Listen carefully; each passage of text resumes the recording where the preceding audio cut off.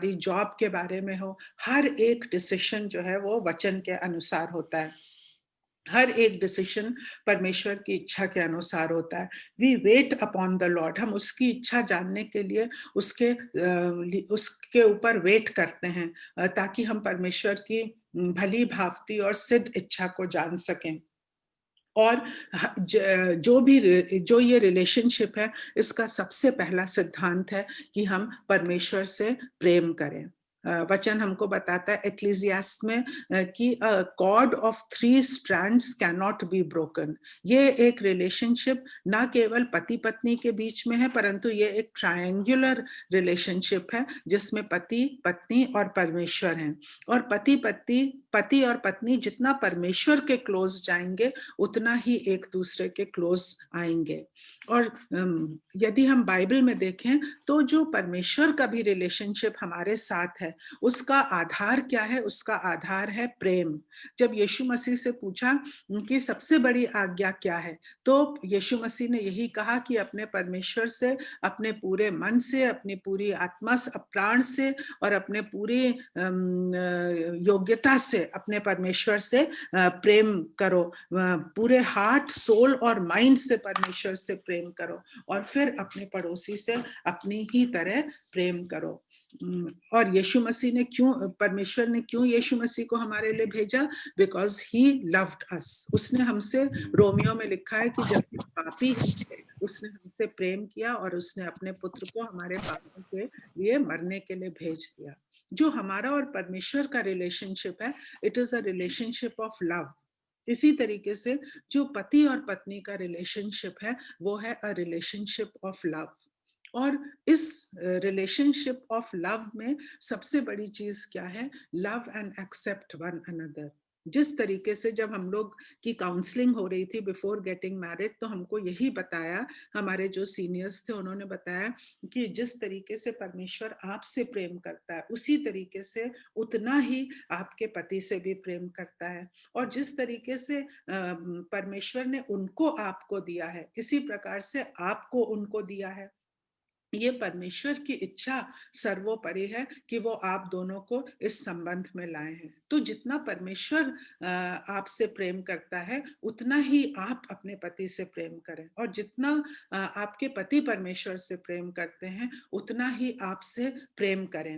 और यदि हम इसकी परिभाषा को, प्रेम की परिभाषा को बहुत अच्छी तरीके से समझना चाहते हैं, तो हम पहला करंथियों उसका 13वें अध्याय में, जहाँ पे 15 बातें लिखी गई हैं प्रेम के बारे में, कि और इसमें हम अपना नाम लिख सकते हैं कि यदि हम कहते हैं हम एक दूसरे से प्रेम करते हैं, वी लव ईच अदर, तो क्या ये सारी चीजें हम फॉलो करते हैं? यहाँ पर लिखा गया, इसको कहते हैं ये लव का टेस्ट है। हम बहुत आसानी से कह देते हैं वी लव ईच अदर, या जो जिनकी शादी अभी होने वाली है, तो वो बहुत आसानी से कह देते हैं I have fallen in love with her, I have fallen in love with him. या यंग पीपल बहुत आसानी से कह देते हैं कि we are in love with each other. But what exactly is love? Love है क्या? पहला करंथियों उसके 13वें अध्याय में लिखा है, love is patient, love is kind, love does not envy, love does not boast, love is not proud, love is not rude, love is not self seeking, love is not easily angered, it keeps no record of wrongs, it does not delight in evil, it rejoices with the truth, it always protects, always trusts, always hopes, always perseveres। Hindi में पढ़ दीजिए। से पढ़ो। प्रेम धीरजवंत है और कृपालु है, प्रेम डाह नहीं करता, प्रेम अपनी बड़ाई नहीं करता और फूलता नहीं। 8 में प्रेम कभी टलता नहीं, भविष्यवाणी हो तो समाप्त हो जाएंगे, भाषाएं हो तो जाती रहेंगे, ज्ञान हो तो मिट जाएंगे। वह अनरित नहीं चलता, वह अपनी भलाई नहीं चाहता, झुंझलाता नहीं, बुरा नहीं मानता, कुकर्म से आनंदित नहीं होता, परंतु सत्य से आनंदित होता है। इतनी सारी चीजें हैं इसमें, ये 15 के 15 एडजेक्टिव्स जो हैं वो एक रिलेशनशिप के लिए, एक हस्बैंड और वाइफ की रिलेशनशिप के लिए बहुत इम्पोर्टेंट है। और मुझे लगता है कि अगर हम इसको अपनी रिलेशनशिप का आधार बना के चलें तो ये बहुत ज्यादा हमको हेल्प करेगा। जब हम ये देखते हैं प्रेम धीरजवंत है, क्या इस रिलेशनशिप में हम एक दूसरे के साथ पेशेंट हैं, एक दूसरे के साथ हम धीरजवंत हैं, या हम बहुत जल्दी इरिटेट हो जाते हैं। फिर दूसरी चीज लिखी है कि लव इज काइंड, क्या हम एक दूसरे के साथ काइंडनेस से बिहेव करते हैं, कृपालु तरीके से बिहेव करते हैं, या फिर हम एक दूसरे के साथ काइंडनेस नहीं दिखाते हैं। हम बाहर के लोगों के साथ काइंडनेस दिखाते हैं लेकिन एक दूसरे के साथ नहीं दिखाते हैं। Love is does not N V, क्या हम एक दूसरे की सफलता से एनवियस होते हैं या डाह करते हैं। प्रेम अपनी बड़ाई नहीं करता। कितनी बार इस रिलेशनशिप में ऐसा होता है जब हम सोचते हैं या हम अपने एक्शंस और वर्ड्स के द्वारा ये दिखाते हैं कि हम बेटर हैं, हम आपसे बेटर हैं और हम हर चीज में ज्यादा अच्छे हैं। नहीं, प्रेम ऐसा नहीं करता। प्रेम फूलता नहीं है, प्रेम जो है घमंड नहीं करता है, प्रेम जो है झुंझलाता नहीं है। यदि जो लोग मैरिड हैं वो जानते हैं अपनी रिलेशनशिप में कितनी बार हम झुंझलाते हैं, लेकिन परमेश्वर का वचन हमको कहता है कि नहीं, हमको नहीं झुंझलाना है।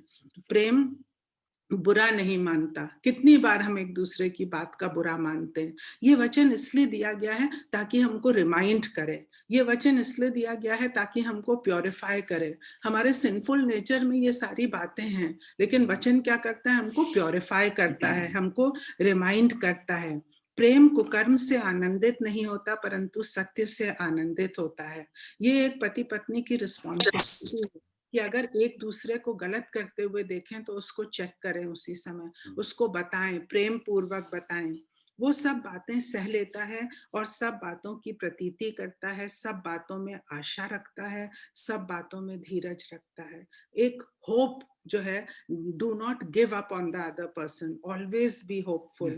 प्रेम कभी टलता नहीं। भविष्यवाणियां हो तो समाप्त हो जाएंगी, भाषाएं हो तो जाती रहेंगी, ज्ञान हो तो मिट जाएगा, परंतु प्रेम जो है वो अंत तक बना रहेगा। और अंत में लिखा है विश्वास, आशा और प्रेम, ये तीनों स्थायी हैं, ये तीनों परमानेंट हैं, लेकिन इनमें सबसे बड़ा प्रेम है। तो हमारी जो रिलेशनशिप की फाउंडेशन है, जो आधार है परमेश्वर के वचन के अनुसार, वो प्रेम है। जो हमारी और परमेश्वर की रिलेशनशिप है और हमारी अपने पति या पत्नी के साथ रिलेशनशिप है। हम बात कर रहे हैं क्या सिद्धांत हैं इस रिलेशनशिप के। दूसरी चीज जो हमने अपने एक्सपीरियंस से सीखी है वो है एक दूसरे के साथ कम्युनिकेट करें। ये ना सोचें कि अगले पर्सन को समझ जाना चाहिए। वो नहीं समझ, उनको कैसे पता चलेगा कि हमारे दिमाग में क्या चल रहा है, हमारे माइंड में क्या चल रहा है, हमारी फीलिंग्स में क्या चल रहा है। जब तक हम कम्युनिकेट नहीं करेंगे, जब तक हम एक दूसरे से बातचीत नहीं करेंगे। कई बार ऐसा होता है कि कम्युनिकेशन खत्म हो जाता है, ऐसा नहीं होना चाहिए। हमेशा एक पति पत्नी को एक दूसरे के साथ हर चीज में कम्युनिकेट करना चाहिए। ये एक सिद्धांत है, एक प्रिंसिपल है जिससे कि हम अपनी रिलेशनशिप को स्ट्रांग बना सकते हैं। शैतान कभी नहीं चाहता है कि पति पत्नी की रिलेशनशिप स्ट्रांग रहे। वो हमारे बीच में मिसअंडरस्टैंडिंग्स डालना चाहता है, वो हमारी रिलेशनशिप को डिस्ट्रॉय करना चाहता है। लेकिन जब हम कम्युनिकेट करते हैं तो हम शैतान के इस हथकंडे को ब्रेक करते हैं। चौथी चीज जो है, टेक पर्सनल रिस्पॉन्सिबिलिटी, है ना। हमारी शादी की हमारी जो मैरिज है, इसकी सक्सेस की पर्सनल रिस्पॉन्सिबिलिटी हम दोनों की है। ऐसा नहीं कि पति जो है वो हेड ऑफ द फैमिली है तो सिर्फ पति की रिस्पॉन्सिबिलिटी है कि वो इस रिलेशनशिप को स्ट्रांग बनाए। परमेश्वर ने जब आदम और हवा को गार्डन ऑफ ईडन में रखा तो उन्होंने दोनों को काम दिया। गार्डन ऑफ ईडन में दोनों को काम दिया और दोनों से कहा, दोनों को इक्वल रिस्पॉन्सिबिलिटी थी। दोनों से कहा कि तुम इस जगह पर काम करो, फलो फूलो, मल्टीप्लाई हो और इस क्रिएशन को सबड्यू करो। तो जब तक हम पर्सनल रिस्पॉन्सिबिलिटी नहीं लेंगे या पति ये सोचे कि घर को चलाने की रिस्पॉन्सिबिलिटी केवल पत्नी की है, मुझे बस उसको पैसे दे देने हैं, नहीं, दोनों की इक्वल रिस्पॉन्सिबिलिटी है एक परिवार को चलाने के लिए। वचन हमको बताता है रोमियो 12:3 में कि अपने से बेहतर दूसरे को जानो ना। और यही सिद्धांत जो है शादी में या विवाह में भी अप्लाई करता है। अपने पति या अपनी पत्नी के इंटरेस्ट को अपने से ऊपर रखना, तभी वचन हमको बताता है कि पति और पत्नी जो है एक दूसरे के लिए सैक्रिफाइस करते हैं, एक दूसरे के इंटरेस्ट के लिए काम करते हैं, एक दूसरे को अपने से बेहतर जानते हैं, तभी वो परिवार को बेहतर बना सकेंगे। अगर सेल्फिशली केवल अपने बारे में सोचें, यदि हम यूएसआई के कॉन्टेक्स्ट में देखें तो हम देखेंगे कि मोस्टली फैमिलीज में पति और पत्नी दोनों वर्किंग होते हैं, दोनों पति पत्नी काम कर रहे होते हैं और दोनों ही घर के काम में भी शेयर करते हैं, दोनों ही पेरेंटिंग में भी शेयर करते हैं। अगर हम लोग ये सोचें कि नहीं पत्नी को ही सारा काम करना चाहिए या पति को ही सारा प्रोवाइड करना चाहिए, तो ऐसे नहीं हो सकता है। दोनों ही पति पत्नी को एक दूसरे का ख्याल रखना है, एक दूसरे के बर्डन को शेयर करना है, एक दूसरे की सहायता करना है। बाइबल में लिखा है कि पत्नी को एज सूटेबल हेल्पर बनाया गया है, योग्य सहायक बनाया गया। इफ्सियों में लिखा हुआ है कि अपनी पत्नी को अपने समान, अपने तन के समान प्रेम रखो। कोई भी व्यक्ति जो है वो अपने को हेट नहीं करता है, परंतु जैसे अपने से पति प्रेम करता है वैसे ही अपनी पत्नी से प्रेम करे। और अगर ये सिद्धांत, ये प्रिंसिपल्स हम लोग बहुत अच्छी तरीके से समझ जाएं तो हम अपने रिलेशनशिप को और भी अधिक स्ट्रॉन्ग बना सकते हैं। अगली बात जो है वो है speak words of life to one another, है ना।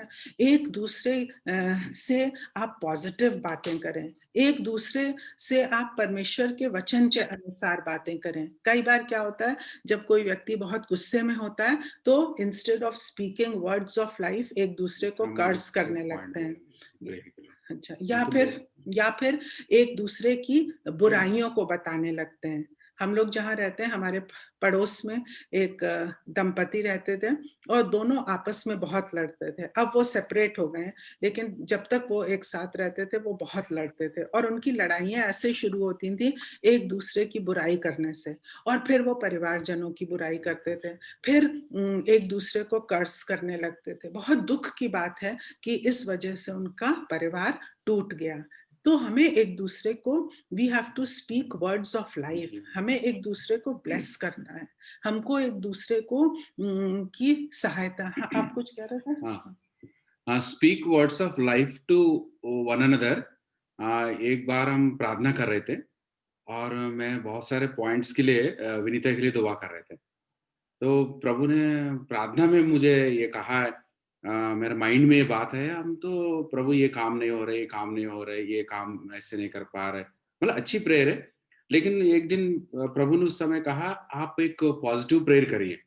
प्रार्थना में हमने ये कहा प्रभु कोई भी नेगेटिव वर्ड यूज नहीं करेंगे, प्रभु आप करें, आप जानते हैं, प्रभु जानते सारे चीज के, लेकिन हम लोग एक माइंड से जो होता है और एक स्पिरिट से भी प्रेयर होते हैं, दोनों का अगर मिला दिया तो प्रभु गाइड करेगा आत्मा में। सो फिर हम लोग डिसाइड किया स्पीक वर्ड्स ऑफ लाइफ, मतलब एक पॉजिटिव वर्ड्स प्रार्थना में रखे, प्रभु के सामने रखे। ठीक। अगली चीज जो है फॉरगिव, रीअफर्म एंड कंफर्ट ना। हम लोगों को फॉरगिवनेस की बहुत जरूरत है। हम लोग मनुष्य हैं, हम लोगों का फॉलन वर्ल्ड में एक फॉलन लाइफ थी जब तक हम लोग प्रभु में नहीं थे। हमें बहुत जरूरत है अभी भी इवन जब हम प्रभु में आ जाते हैं तो हमें एक दूसरे को फॉरगिव करने की जरूरत है। क्यों?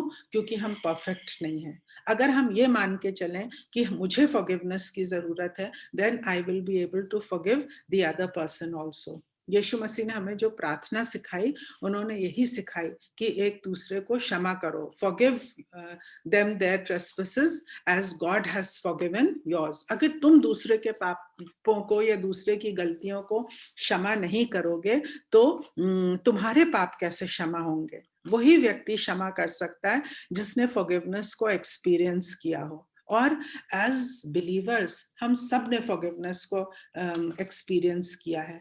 तो हम उस व्यक्ति से जो हमारी लाइफ में सबसे इम्पोर्टेंट है, हमारा पति या पत्नी हमारी लाइफ में हमारे लिए सबसे ज्यादा इम्पोर्टेंट है, हम क्यों नहीं फॉरगिव करें? ये एक मैंडेट है। यीशु मसीह से जब पतरस ने पूछा कि मैं कितनी बार क्षमा करूं, है ना, क्योंकि मेरा भाई तो बार बार गलती करता है, मैं उसको क्षमा करता रहूं। और यीशु मसीह ने उसको ऐसा नंबर बताया जो कि इन्फिनिटी का नंबर है, कि क्षमा करते रहो। ये एक मैंडेट है, ये कोई चॉइस नहीं है, या उस व्यक्ति के लिए ये मत रुको कि वो आके क्षमा मांगे, नहीं। ये एक रिलेशनशिप में विश्वास, चाहे वो विश्वासियों के बीच में हो, चाहे पति पत्नी के बीच में हो, हमको फॉरगिव करना है, हमको कंडेम नहीं करना है। और फिर हमें क्या करना है, इस रिलेशनशिप को रीअफर्म करना है। हमको बार बार अपने आप को और एक दूसरे को याद दिलाना है कि परमेश्वर हमको इस रिलेशनशिप में लाया है, हम परमेश्वर की इच्छा से इस रिलेशनशिप में हैं।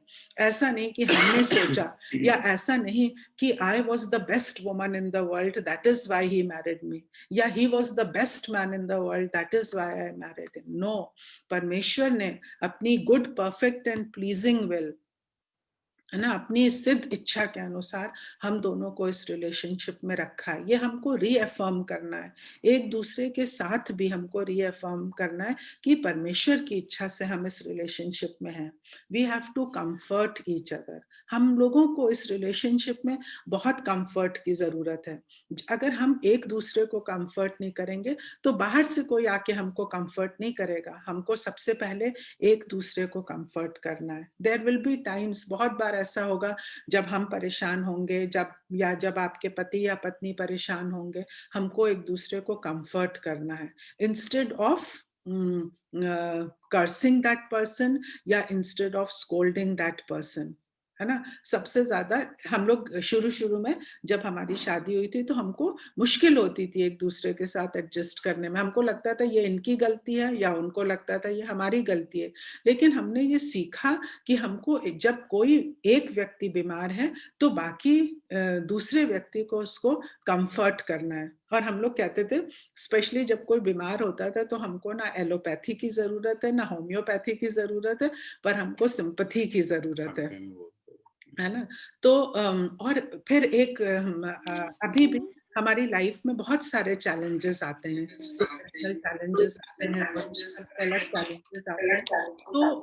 तो मेरे हस्बैंड ने एक हमारे परिवार में एक प्रिंसिपल बनाया है दोनों बच्चों के साथ, कि अगर कोई भी, हम चारों में से कोई भी एक व्यक्ति परेशान है तो बाकी 3 लोग उसके लिए प्रार्थना करेंगे और उसको कंफर्ट करेंगे और उसको रीअफर्म करेंगे। यदि मेरी जॉब में, क्योंकि मेरी जॉब बहुत ही डिमांडिंग और टैक्सिंग है, बहुत स्ट्रेसफुल है, जब मैं बहुत परेशान हो जाती हूँ तो मुझे पता है कि तीनों लोग मिलके मेरे लिए प्रार्थना कर रहे हैं। या जब मेरे हस्बैंड के सामने चैलेंजेस हैं तो मैं और दोनों बच्चे, जब एक बच्चा परेशान है तो बाकी 3 लोग। और इससे हमको बहुत फायदा हुआ है, इससे हमारे परिवार में एक यूनिटी भी बढ़ी है। और जो व्यक्ति परेशान है उसको एक बहुत कंफर्ट मिलता है कि बाकी लोग, मैं तो परेशान हूँ लेकिन मेरा परिवार मेरे लिए, मेरे साथ प्रार्थना में खड़ा है। Pray for and pray with each other. बहुत जरूरी है कि हम एक दूसरे के लिए प्रार्थना करें और हम एक दूसरे के साथ भी प्रार्थना करें। इन 25 सालों में हमने अपने प्रार्थना के जीवन को में बहुत चेंजेस देखे हैं। बहुत पहले हम लोग अलग अलग प्रार्थना करते थे, फिर हम लोग परिवार के साथ साथ में प्रार्थना करते थे, फिर हम दोनों ने डिसाइड किया कि हम लोग सुबह एक साथ प्रार्थना करेंगे। फिर हमने डिसाइड किया कि हम अपने बच्चों के लिए सुबह उठ के, इवन जब वो सो रहे होते हैं, तो हम उनके सिरयाने खड़े होकर प्रार्थना करेंगे। फिर हमने ये डिसाइड किया कि जब हम फैमिली प्रेयर करेंगे तो हम जरूर एक व्यक्ति के लिए जो हमारे परिवार का नहीं है, हम उसके लिए प्रार्थना करेंगे। फिर हम अपने इंस्टीट्यूशंस के लिए प्रार्थना करेंगे। तो जैसे जैसे हमारा प्रार्थना का जीवन स्ट्रांग होता गया, हमने ये देखा हमारी रिलेशनशिप भी स्ट्रांग होती चली गई। Respect each other. हम लोग ये देखते हैं कि हम बाहर वालों की बहुत रिस्पेक्ट करते हैं। जब हमारे घर में कोई आता है, हम अपने कलीग्स की बहुत रिस्पेक्ट करते हैं, हम अपने बॉस की बहुत रिस्पेक्ट करते हैं। हम एक दूसरे की क्यों नहीं रिस्पेक्ट कर सकते हैं? क्योंकि परमेश्वर ने अपना चहेता बेटा मुझे पति की तरह दिया है। परमेश्वर ने अपनी चहेती बेटी मुझे पत्नी की तरह दी है। क्यों नहीं हम एक दूसरे की रिस्पेक्ट कर सकते हैं? परमेश्वर ने हमको सिखाया, ये एक आधार है एक सक्सेसफुल मैरिज का। फिर बी यूनाइटेड, है ना? जितना ज़्यादा हम एक साथ डिसीजंस लेंगे, जितना ज़्यादा हम एक दूसरे के साथ मैं यूनाइट। बोलूँ एक पॉइंट? बोलो। एक पॉइंट मैंने सोच रहे थे, रेस्पेक्ट ईच अदर। एक तो ये इट इज नॉट लाइक कोई प्रिंसिपल के सामने टीचर उनको रेस्पेक्ट कर रहे हैं। सो हमारा रिलेशनशिप में जैसे इन लॉज के बारे में हम लोग सोचते हैं, जैसे सिस्टर इन लॉ है, mother in law, father in law, कोई भी है, या फैमिली गैदरिंग्स में। सो मैं कभी कभी विनीता के लिए कुछ कमेंट कर लेते थे। कोई कमेंट ऐसे नहीं, बहुत बुरी बात जैसे नहीं, मज़ाक में। कोई मजाक में, है ना, विटिंगली या जोकिंगली। सो विनीता को ये लगते थे आई एम इंसल्टिंग हर, मतलब that word insult comes to her mind. तो मुझे नहीं लगता था ऐसे इंसल्ट का हो, इसमें इंसल्ट की क्या बात हो रही है भाई, इंसल्ट। बट उनको लगते थे इंसल्ट वर्ड आते थे। फिर मैं, शी टोल्ड मी, भाई आप मत बोलो ऐसे, मुझे इंसल्ट लगता है। तो फिर मैंने देखा ठीक है भाई, मेरा अंदर कुछ ऐसे नहीं, मेरा भावना बिल्कुल क्लियर है, just for a joking like. So then I realized that by if it is the small word which is get insulting to her, why to insult her unnecessarily? उससे कोई फायदा नहीं, फायदे तो नहीं होते, आइस ब्रेकिंग ऐसे कुछ नहीं होता है। सो ये चीज हम लोगों को ध्यान रखना। वैसे वाइस वर्सा, जैसे हस्बैंड, एक बार मुझे ऐसा लगा हस्बैंड विनीता मुझे किसी के सामने मुझे सपोर्ट नहीं किया। तो विनीता कह रहे थे मैं तो, मेरे नेचर में नहीं है ऐसे सबके सामने मैं तुमको मेरा माय हस्बैंड एंड ऐसे सपोर्ट करूंगा। लेकिन जो उनकी जो प्रेयर लाइफ में, जहाँ हमारे डिपार्टमेंट में कुछ प्रॉब्लम है, तो every day she used to pray, every daily she used to pray. So मैं समझ गया भाई, उनको पब्लिकली नहीं बोलते लेकिन प्राइवेटली बोलते। सो मैं समझ गया कहाँ मुझे सपोर्ट कर रहे हैं, कहाँ मुझको जरूरत नहीं पड़ेगा। तो उस जगह में मैं एक्सपेक्ट भी नहीं किया। सो एडजस्टमेंट में साइन लग that, I think respect each other में होता है। ओके। परमेश्वर की इच्छा है कि हम लोग एकता में रहें, हम लोग यूनिटी में रहें, क्योंकि अगर हम दोनों यूनिटी में नहीं रहेंगे तो इसका फायदा, हमारी डिसयूनिटी का फायदा दूसरे लोग उठाएंगे, इवन हमारे बच्चे उठाएंगे। क्योंकि अगर हमारे बच्चों को पता है कि पेरेंट्स यूनाइटेड नहीं है तो वो they will play one against the other. तो हमको और हम यूनाइटेड तभी रह सकते हैं जब हम जॉइंट डिसीजंस लें, जब हम एक दूसरे के साथ डिस्कस करें, जब हम एक दूसरे के साथ कम्युनिकेट करें। अगर ये सोचें कि I don't need to discuss anything with Vinita, मैंने जो डिसीजन ले लिया वो बिल्कुल ठीक है, तो वो भी सही नहीं होगा। या मैं ये सोचूं कि मैंने जो डिसीजन ले लिया वो बिल्कुल सही है, नहीं, हमने ये सीखा अपनी लाइफ में कि हमको दोनों को अपने दोनों को एक दूसरे के साथ बैठकर पहले डिस्कस करना है और तब उसको प्लान करना है और तब एग्जीक्यूट करना है। हमने इन 25 सालों में सीखा है कि हमको डिस्कशन और प्लानिंग में भी काफी समय बिताना है एग्जीक्यूशन से पहले। ये नहीं कि कुछ सोचा और फट से उसको कर लिया। हमको अगर हम कुछ चीज प्लान करते हैं, चाहे वो ट्रैवल हो या कहीं जाना हो या किसी को इनवाइट करना हो, फिर हम प्रार्थना करते हैं, फिर हम कॉस्ट काउंट करते हैं और तब हम उस चीज को एग्जीक्यूट करते हैं। अभी पिछले दिनों हम लोग सोच रहे थे कि हम लोग एक प्रॉपर्टी खरीदना मांग रहे थे, तो हमने उसके लिए उसको सोचा और जो गवर्नमेंट का एडवर्टाइजमेंट आया था हमने उसको रखा, उसके बारे में पता किया, फिर हम दोनों प्रार्थना करने लगे और हमने यही प्रार्थना की, प्रभु अगर आपकी इच्छा नहीं है तो ये आप दरवाजा बंद कर दीजिए। ऐसा नहीं है कि मैं बहुत चाहती हूँ या ये बहुत चाहते हैं और हमको कुछ ना कुछ खरीदना है, लेकिन वो दरवाजा प्रभु ने बंद कर दिया and both of us were at peace. क्योंकि हम परमेश्वर से यही मांग रहे थे, हम दोनों यही मांग रहे थे कि प्रभु ये आपकी ओर से नहीं है तो इस दरवाजे को बंद कर दीजिए, स्टॉप अस लॉर्ड। तो जब हम प्रार्थना में यूनाइटेड होंगे तभी हमारे एक्शंस भी यूनाइटेड हो सकेंगे। और एक्चुअली बहुत सारे सिद्धांत हैं, हमने कुछ इंपॉर्टेंट इसमें लिए हैं। सबसे बड़ी बात है नो योर एनिमी। आप ये जाने कि हमारा एक एनिमी है, हमारा एक दुश्मन है जो परिवारों को नष्ट करना चाहता है, क्योंकि उसको ये पता है शैतान को कि अगर हम एक परिवार को डिस्ट्रॉय कर देंगे तो हम एक पूरे समाज को डिस्ट्रॉय कर देंगे, हम एक बिलीवर्स की कम्युनिटी को डिस्ट्रॉय कर देंगे। हमें उसके हाथों में नहीं पड़ना है। बाइबल हमको बहुत सारी वचन के द्वारा बताती है कि किस तरीके से हम अपने एनिमी को डिफीट कर सकते हैं। हमारा आज ये टॉपिक नहीं है, लेकिन हमको ये जानना है और मानना है और समझना है इस बात को कि हमारा एक एनिमी है जो हमारे परिवार पर अटैक करता है और जो हमारे परिवार को डिस्ट्रॉय करना चाहता है, हम लोगों को इंडिविजुअली, हमारे बच्चों को। इसलिए हमको अपने रिलेशनशिप को, अपने परिवार को यीशु मसीह के लहू से कवर करना है हर समय, और हमको उसकी जो चाल है उसको तोड़ना है और हमको प्रभु में स्ट्रांग रहना है।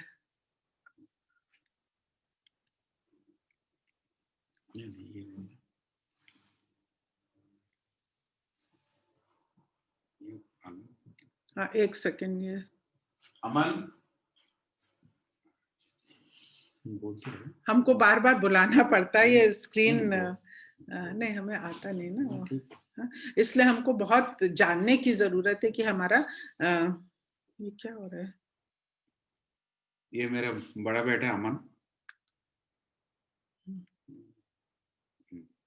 यही है। हाँ, हमारी रिलेशनशिप में बहुत सारे चैलेंजेस भी हैं। ऐसा नहीं है कि ये बहुत स्मूथ रिलेशनशिप है और हर चीज बहुत आसानी से हो जाएगी। हम अपने एक्सपीरियंस से कह सकते हैं कि ये 25 साल हमारे लिए आसान नहीं थे, है ना, लेकिन हमने एंजॉय किया क्योंकि हमको परमेश्वर ने सिखाया बहुत, और हमको परमेश्वर ने कैसे ट्रांसफॉर्म किया। हम लोग बिल्कुल डिफरेंट बैकग्राउंड से आए थे, और मुझे याद है जब हमारी शादी हो रही थी तो वो आंध्र प्रदेश के हैं, मैं नॉर्थ इंडिया की हूँ, उत्तर प्रदेश की हूँ। मुझे उनकी लैंग्वेज और कल्चर नहीं आती, उनको मेरी लैंग्वेज तो बहुत अच्छी तरीके से आती है लेकिन बहुत चीजें कल्चर की नहीं आती हैं। हम लोग जब अपनी शादी के लिए प्रार्थना कर रहे थे तो हम दोनों अलग अलग यही प्रार्थना कर रहे थे कि प्रभु आपकी इच्छा पूरी हो। कई लोगों ने हमसे कहा कि हम लोग शायद कंपैटिबल नहीं होंगे, पता है, क्योंकि हम लोग अलग अलग बैकग्राउंड से आते हैं। लेकिन हम दोनों ने एक बात अपनी रिलेशनशिप में ये मान के हम चले कि एक बैकग्राउंड बाइबल का है ना, एक कल्चर जो है वो बाइबल का है। हम दोनों का कल्चर अलग हो सकता है, हम दोनों का बैकग्राउंड अलग हो सकता है, लेकिन बाइबल का कल्चर, बाइबल का बैकग्राउंड सभी विश्वासियों के लिए सेम है। तो जब हम परमेश्वर में आते हैं तो हम एक बिब्लिकल कल्चर में आते हैं, हम एक बिब्लिकल बैकग्राउंड में आते हैं, हम एक न्यू क्रिएशन बनते हैं क्योंकि पुरानी बातें बीत जाती हैं। अब हम कौन हैं? हमारी आइडेंटिटी, नई आइडेंटिटी जो है वो परमेश्वर के में एक है। लेकिन कई बार क्या होता है, जो डिफिकल्टीज या कॉन्फ्लिक्ट्स आते हैं वो डिफरेंट बैकग्राउंड्स की वजह से आते हैं। अगर हम यही सोचने लगे हर समय कि मैं अलग हूं और वो अलग हैं, तो हम कभी भी अपनी इस रिलेशनशिप में खुश नहीं रह पाएंगे। लेकिन अगर हम ये माने कि एक रिलेशन, ये कवनेंट जो है ये परमेश्वर से हमने बांधा है, तब हम एक दूसरे को अंडरस्टैंड कर पाएंगे।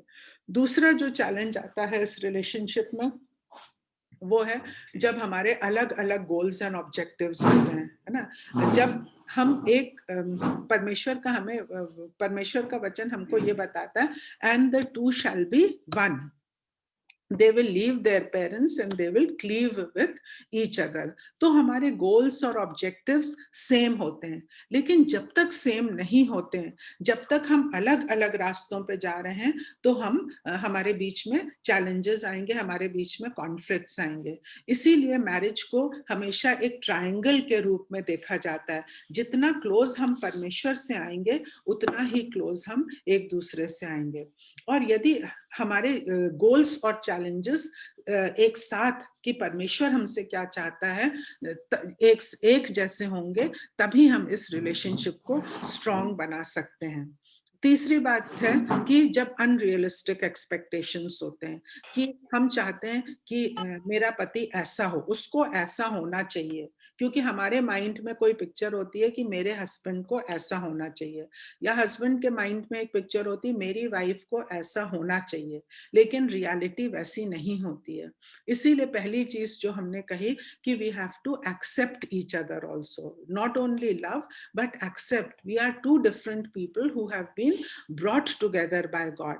हम ये नहीं सोच सकते हैं कि मेरे हस्बैंड को, कि मेरी जो मेंटल पिक्चर है उसके अनुसार मेरे हस्बैंड को होना चाहिए, या वो सोचे मेरी जो मेंटल पिक्चर है मेरी वाइफ को उस तरीके से होना चाहिए।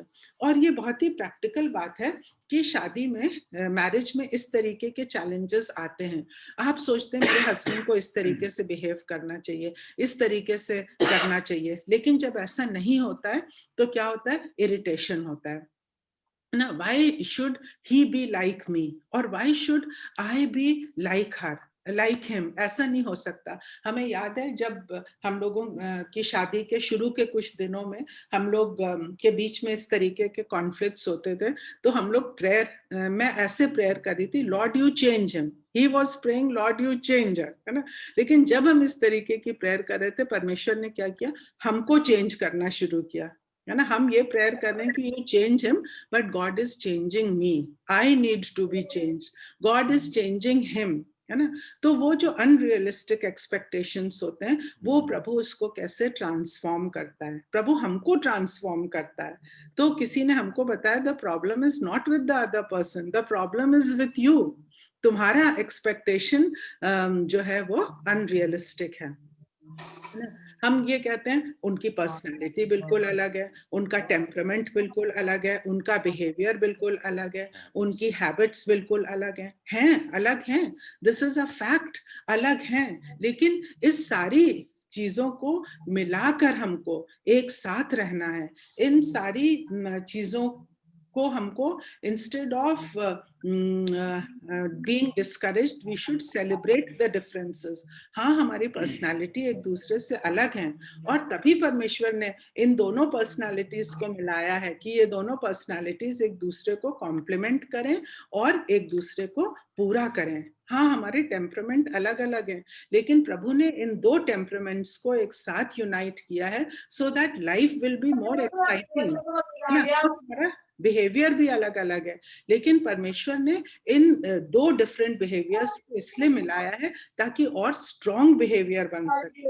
हमारी हैबिट अलग अलग है, लेकिन प्रभु ने इन दो डिफरेंट हैबिट्स को मिलाया है ताकि एक और सुंदर चीज उसमें से बन सके। Our God is so very creative. ऐसा नहीं, उसने इस रिलेशनशिप को बोरिंग सा नहीं बनाया है कि दो लोग जो एक जैसा सोचते हैं वो एक ही जैसा काम करें। उसने बहुत ही क्रिएटिवली हम लोगों को इस रिलेशनशिप में डाला है कि हम एक दूसरे के डिफरेंसेस को सेलिब्रेट कर सकें और उनको अंडरस्टैंड कर सकें। फिर जब हम एक दूसरे को बदलने की कोशिश करते हैं, है ना, हम ये सोचते हैं नहीं, that person should do according to me, या I should do according to him. नहीं, परमेश्वर ने हम दोनों को चुना है हमारे सारी पर्सनालिटी के साथ, और एक दूसरे को एक परिवार में रखा है। और हमें एक दूसरे को चेंज नहीं करना है, परंतु मिल के हमें ट्रांसफॉर्म होना है ताकि हम अपने परिवार को और सुंदर और स्ट्रॉन्ग बना सकें। एक और चैलेंज होता है बिजी शेड्यूल्स, है ना। जैसे हमने देखा है हमारे यूएसआई में हम दोनों वर्किंग होते हैं, और कई बार जॉब्स हम लोगों की बहुत डिमांडिंग होती हैं, और उसमें क्या होता है, हम प्रायोरिटाइज नहीं कर पाते हैं और हम टाइम मैनेजमेंट नहीं कर पाते हैं। लेकिन इसमें एक चीज मैं कहना चाहूंगी, कितने भी बिजी क्यों ना हो, don't give up on the family altar. कितने भी बिजी क्यों ना हो, don't give up on prayer. कितने भी बिजी क्यों ना हो, don't give up on reading the word of God, क्योंकि यही चीजें आपको स्ट्रांग बनाएंगी, यही चीजें आपको एक दूसरे के साथ जोड़े रहेंगे। आप ये सोचते हैं ना, सोचें अगर अरे हमारा बहुत बिजी शेड्यूल है, आज प्रार्थना नहीं करते, आज बाइबल नहीं पढ़ते, हम जितना हम परमेश्वर से दूर होते जाएंगे उतना ही एक दूसरे से भी दूर होते जाएंगे। कितना भी बिजी शेड्यूल हो, हमको परमेश्वर के साथ रहना है ताकि हम एक दूसरे के साथ रहें।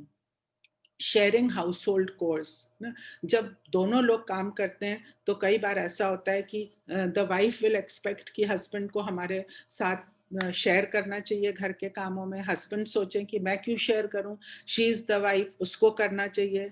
और उससे क्या होता है, रिलेशनशिप में दरार पड़ने लगती है। लेकिन अगर हम लोग बैठ के उसको डिस्कस करें कि हाँ, कुछ चीज़ हम कर सकते हैं, कुछ चीज़ आप कर सकते हो, या ये चीज़ आप कर सकते हो, ये चीज़ हम अच्छा कर सकते हैं, तो हम दोनों मिल के we will come to a solution कि कौन क्या चीज़ कर सकता है, और उस चीज़ को हम एक साथ कर सकते हैं।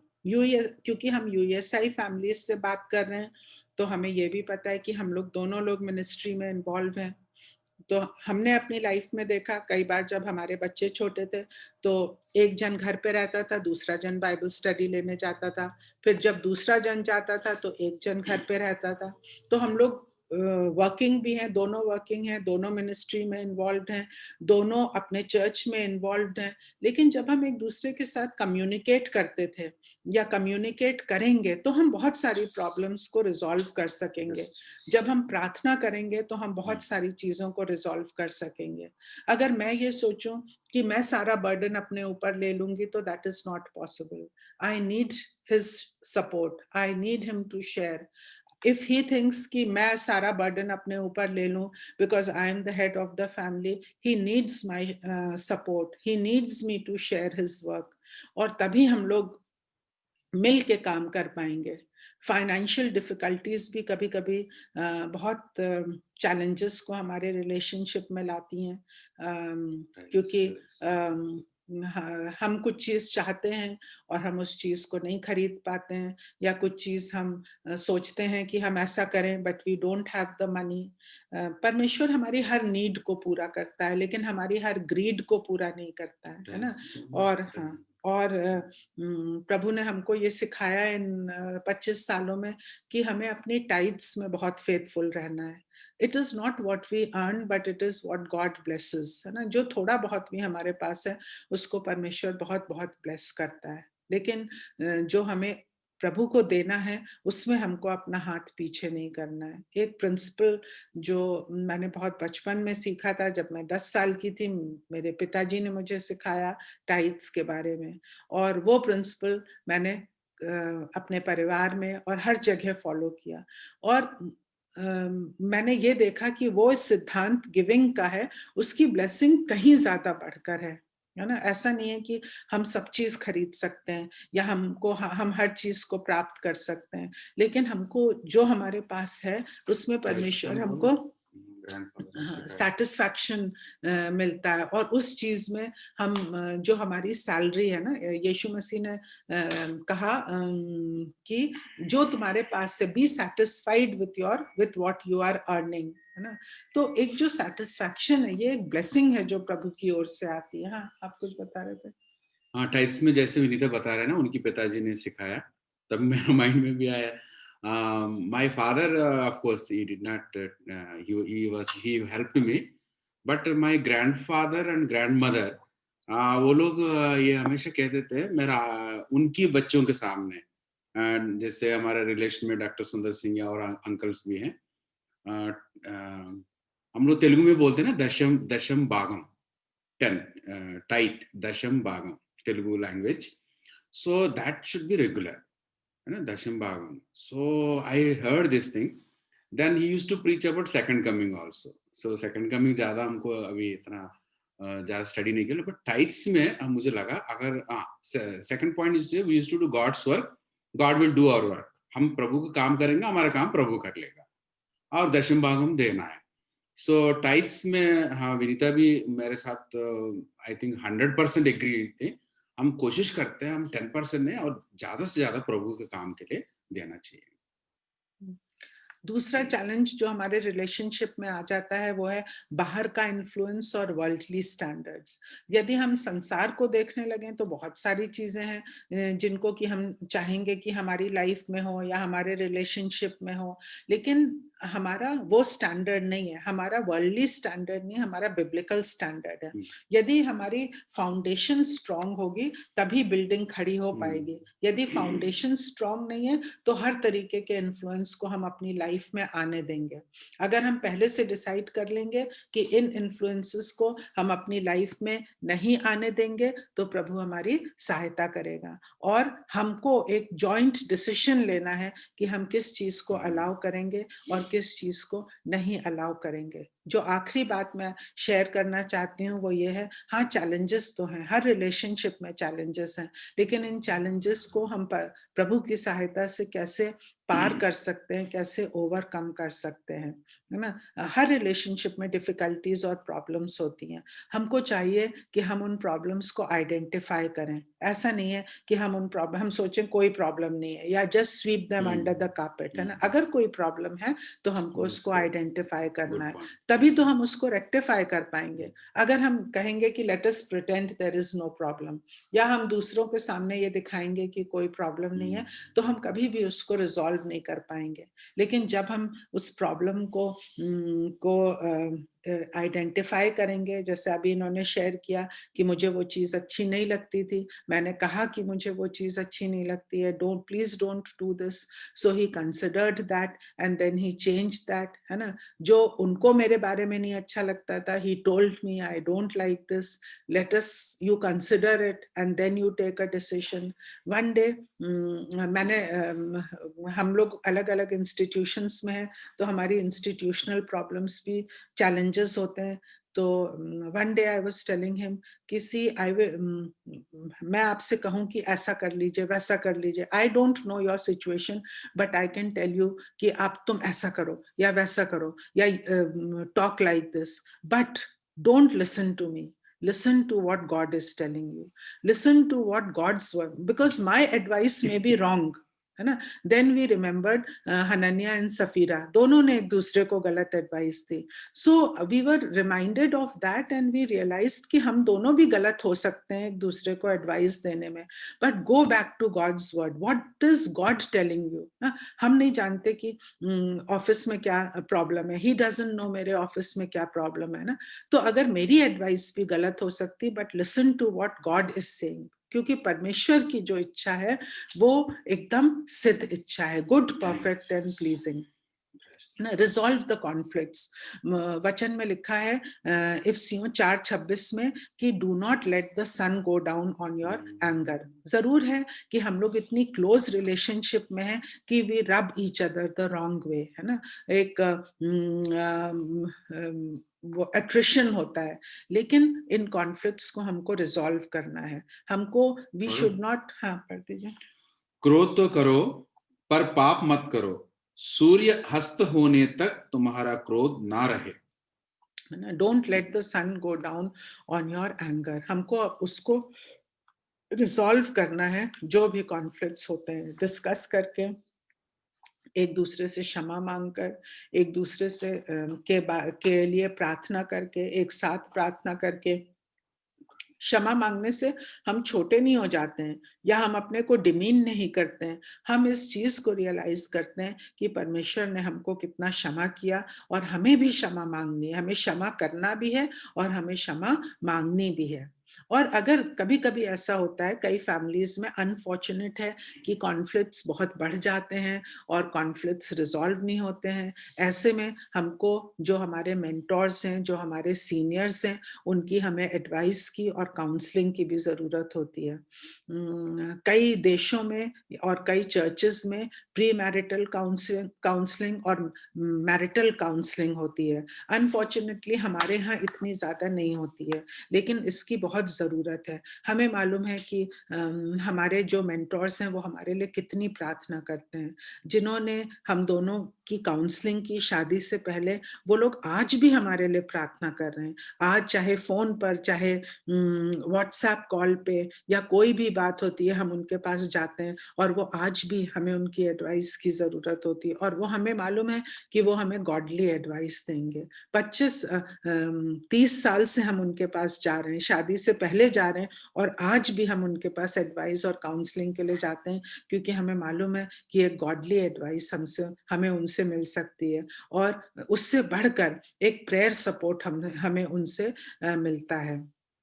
How do we overcome challenges? By praying together. कई बार ऐसा होता है जब आर्ग्यूमेंट्स हो रहे होते हैं तो हम इतने आर्ग्यूमेंट्स में इन्वॉल्व हो जाते हैं कि वी स्टॉप। सबसे बड़ी कैजुअलिटी क्या होती है? Family altar. सबसे बड़ी कैजुअलिटी क्या होती है? प्रार्थना करना। लेकिन शैतान यही चाहता है कि हमको ऐसी चीजों में फंसा दे, जैसे मैंने कहा, नो योर एनिमी, ऐसी चीजों में फंसा दे कि ये लोग परमेश्वर से दूर हो जाएं। लेकिन कितनी भी प्रॉब्लम हो, ये एक बात है जो गांठ बांधने के योग्य है कि कितनी भी प्रॉब्लम हो जाए, हमें परमेश्वर से दूर नहीं होना है। क्योंकि अगर हम परमेश्वर से दूर हो जाएंगे तो हम एक दूसरे से दूर हो जाएंगे, हम अपने फैमिली बच्चों से दूर हो जाएंगे। इसलिए हमें परमेश्वर के साथ साथ रहना है ताकि हम एक दूसरे के साथ साथ रहें। फॉरगिव, जैसे हमने पहले बोला कि हमको एक दूसरे को फॉरगिव करना है।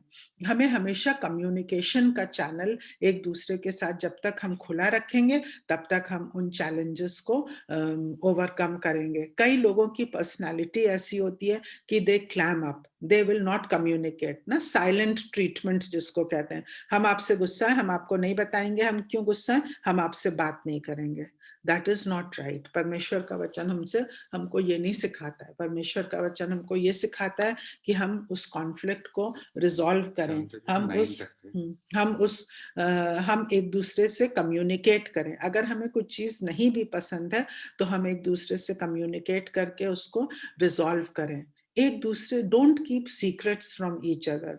आजकल सबके पास अपना मोबाइल है और उस मोबाइल में हमारी बहुत सारी चीजें रहती हैं। हम अपने मोबाइल को लॉक कर लेते हैं, हम अपने अकाउंट्स को लॉक कर लेते हैं। लेकिन a husband and wife should not keep secrets from each other. जब तक वो एक दूसरे के साथ ऑनेस्ट रहेंगे, जब तक वो एक दूसरे के साथ ट्रांसपेरेंट रहेंगे, जब तक वो एक दूसरे के साथ डिस्कस करते रहेंगे, कम्युनिकेट करते रहेंगे, उनकी रिलेशनशिप स्ट्रांग रहेगी। But if they start keeping secrets from each other, अगर एक दूसरे के साथ डिसऑनेस्ट होंगे तो एक दूसरे को डिसीव भी करने लगेंगे। अगर एक दूसरे से छिपाएंगे चीजें तो वो एक छोटा सा पाप और बड़ा पाप बन जाएगा। इसलिए it has to be nipped in the bud. एक दूसरे के साथ कमिटमेंट करें, है ना। जैसे शादी के समय हम बहुत सारी चीजों में कहते हैं आई डू, इसी तरीके से इस कमिटमेंट को हर समय रिन्यू करने की जरूरत है। हमें अपनी मैरिज में बाउंड्रीज बनाने की जरूरत है ना, लिमिट्स। ये चीज हम नहीं करेंगे, ये चीज हम करेंगे और ये चीज हम नहीं करेंगे। आपको पता है, list of dos and don't से बहुत फायदा होता है, क्योंकि वो चीज हमारे सामने रहती है। जैसे परमेश्वर ने हमको 10 कमांडमेंट्स दिए हैं कि क्या करना है और क्या नहीं करना है। वो चीजें हमारे लिए एक वार्निंग सिग्नल्स की तरह होते हैं। तब हम अपनी लाइफ में केयरफुल होते हैं कि हमको क्या नहीं करना है। वो लिमिट्स जब हम अपनी बना लेते हैं तो हम एक दूसरे के प्रति अकाउंटेबल होते हैं।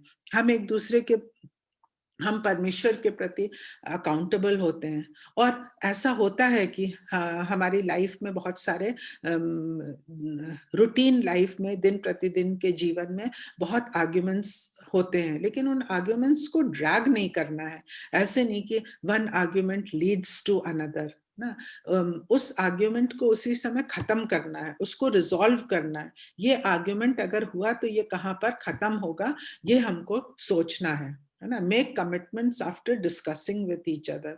जब एक दूसरे के साथ हम डिस्कस कर लें तभी हम कमिटमेंट्स करें किसी थर्ड पर्सन के साथ। कई बार ऐसा होता है कि हम थर्ड पर्सन के साथ कमिटमेंट कर लेते हैं without discussing with each other, और जब ये एक दूसरे के साथ शेयर करते हैं तब बहुत देर हो चुकी होती है। बेटर ये है, अच्छा ये होगा कि हम पहले एक दूसरे के साथ डिस्कस करें और तब हम कमिटमेंट करें, चाहे वो छोटी बात हो चाहे वो बड़ी बात हो। तभी हमारे अंदर यूनिटी होगी, तभी हमारे अंदर हार्मनी होगी। चाहे वो पेरेंटिंग के बारे में हो, चाहे वो इन लॉज के बारे में हो, चाहे फ्रेंड्स के बारे में, चाहे सोशल कमिटमेंट्स हो, चर्च कमिटमेंट्स हो, ईजीएफ के कमिटमेंट्स हो, कुछ भी कमिटमेंट हो, यदि हम कमिटमेंट पहले करेंगे और डिस्कस बाद में करेंगे तो it will become a problem. Don't mock, make fun of each other specially in public, है ना, जैसे अभी हमने शेयर किया। प्रभु ने हमको एक दूसरे को दिया है कि हम एक दूसरे को अपलिफ्ट करें, एक दूसरे की रिस्पेक्ट करें, एक दूसरे को सपोर्ट करें, एक दूसरे को हेल्प करें। मान लो या मान लीजिए उनकी किसी बात से मुझे हर्ट हो रहा है, so he should be sensitive enough to realise that this is hurting her ना। मेरी किसी बात से he is feeling hurt, I should be sensitive enough to realize. If I am not sensitive and he shares with me, I should be accepting of the fact कि मेरी बात से उनको hurt feel हो रहा है ना। और क्योंकि हम लोग यूएसआई मिनिस्ट्री में, तो जब हम मिनिस्ट्री में इन्वॉल्व होते हैं, इसका भी हमको जॉइंट डिसीजन लेना होगा। कई बार मैंने ऐसा देखा है कि पति चाहते हैं कि ओपन होम हो, लेकिन पत्नी नहीं चाहती है ओपन होम हो। पत्नी चाहती है ओपन होम हो, लेकिन पति नहीं चाहते ओपन होम हो। तो स्टूडेंट्स को के साथ हमको कैसे हमको स्टूडेंट्स को सिखाना है, कैसे उनको एनकरेज करना है।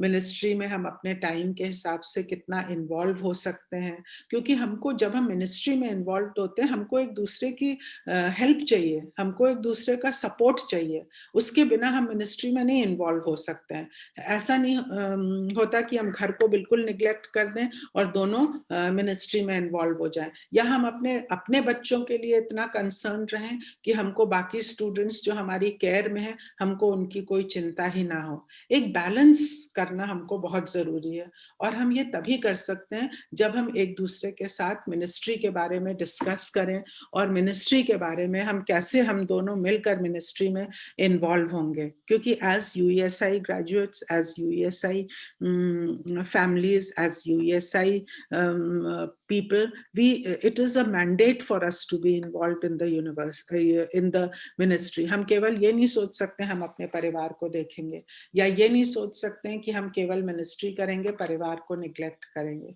तो हमें एक दूसरे की जरूरत है, हमें एक दूसरे की हेल्प की जरूरत है ना, जब हम मिनिस्ट्री में इन्वॉल्व होते हैं। तो ये हम कुछ चीजें जो इस तरीके से हम एक दूसरे से डिस्कस करके इन्वॉल्व हो सकते हैं, प्रार्थना पूर्वक इन्वॉल्व हो सकते हैं, वो हमको करना है। तो ये मैंने 3 बड़े बड़े उसमें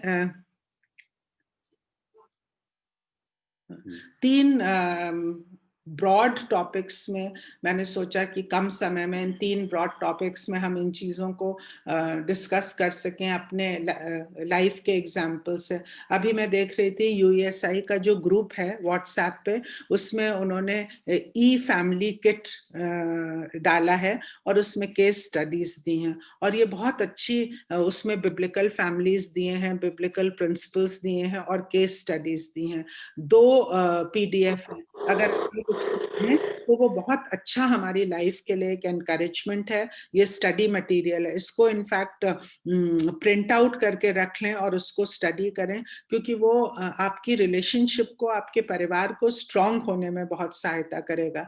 और यूएसआई के द्वारा ये बहुत अच्छी चीज सोची गई कि इन दिनों हम कॉन्सेंट्रेट करें how to make the family stronger, क्योंकि ये एक बहुत बड़ा चैलेंज है कि मसीह परिवार जो है वो बिखर रहे हैं, बच्चे बिखर रहे हैं, पति पत्नी की रिलेशनशिप में दरार आ रही है। तो हस्बैंड वाइफ की रिलेशनशिप को स्ट्रॉन्ग करने में फैमिली ऑल्टर, जैसे आपने जो टॉपिक्स लिए हैं बहुत ही अच्छे टॉपिक्स हैं, पेरेंटिंग के विषय में, फैमिली ऑल्टर के विषय में।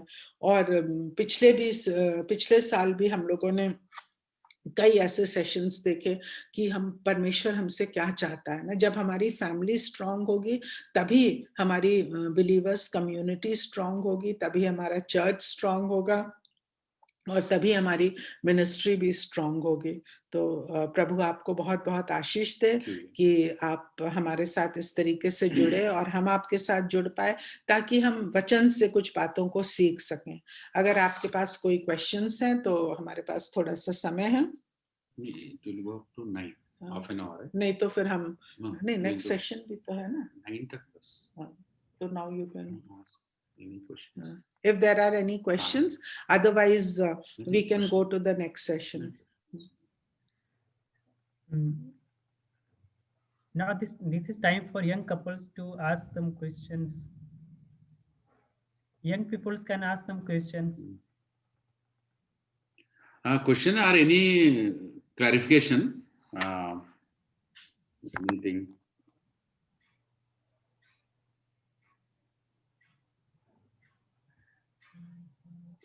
यंग लोग जो अभी न्यूली मैरिड हैं, जो वो लोग अपनी क्वेश्चंस पूछ सकते हैं.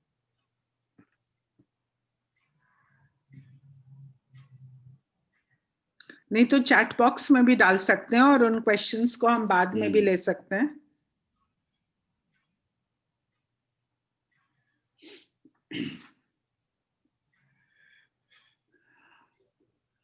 ब्रदर नीरज, आवाज ठीक है?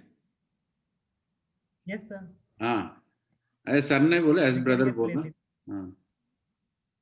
हाँ जी भैया. ना, सो आवाज ठीक है, वही हम पूछ रहे थे. कोई भी प्रश्न या कोई ऐसे कोई क्लैरिफिकेशन चाहिए तो आप लोग पूछेंगे, नहीं तो हम लोग. हाँ, नहीं तो आप चैट बॉक्स में डाल सकते हैं और बाद में हम इकट्ठे क्वेश्चंस ले सकते हैं. It will go up to 9 है ना? या आप half an hour is left है ना? 30 minutes left. Yes, sir. Now we can encourage the participants to type in the chat box. You can take the questions at the end. Okay. So सबको जय मसीह की. Thank you very much for giving this opportunity. आप सबको हम धन्यवाद करते हैं. और ये अच्छी हम एक अपॉर्चुनिटी है, हम एक दूसरे के साथ मिलकर सीखने के लिए भी. और इट इज नॉट एंडिंग है ना. We have to learn so many things. मेरे बच्चे बहुत छोटे थे उस समय, कुछ और चैलेंजेस से, बड़े होने के बाद और चैलेंजेस से प्रभु सहायता करते हैं. और हमारे लिए एक बहुत अच्छा गाइड है और बाइबल है और बहुत अच्छा फेलोशिप है. यूएस है, union evangelical students of India. जो कुछ भी हमने सुना, सीखा है, एक्सपेक्ट करते हैं इस ऑर्गेनाइजेशन से. क्रिश्चियन होम के बारे में, पेरेंटिंग के बारे में, फैमिली फेलोशिप के बारे में, टाइट्स के बारे में, गिविंग के बारे में, है ना, प्योरिटी के बारे में, बहुत सारे चीज इस संगठन के द्वारा प्रभु ने हम लोगों को सहायता और मदद किया. और बहुत बहुत हम धन्यवाद करते हैं. और हम जो रिलेशनशिप्स, वाइफ एंड हस्बैंड के बारे में, रिलेशनशिप के बारे में जब विनीता तैयार कर रहे थे, मैं आज सुबह में प्रार्थना किया, प्रभु 9:30 बजे के बाद हमारा फैमिली लाइफ और एनरिच रहे, आत्मिक रूप से और फिजिकली और मेंटली. प्रभु हमको सहायता कर, हम सीख सके. सो ये टॉपिक है, सेकंड पार्ट है, biblical perspective on relationships.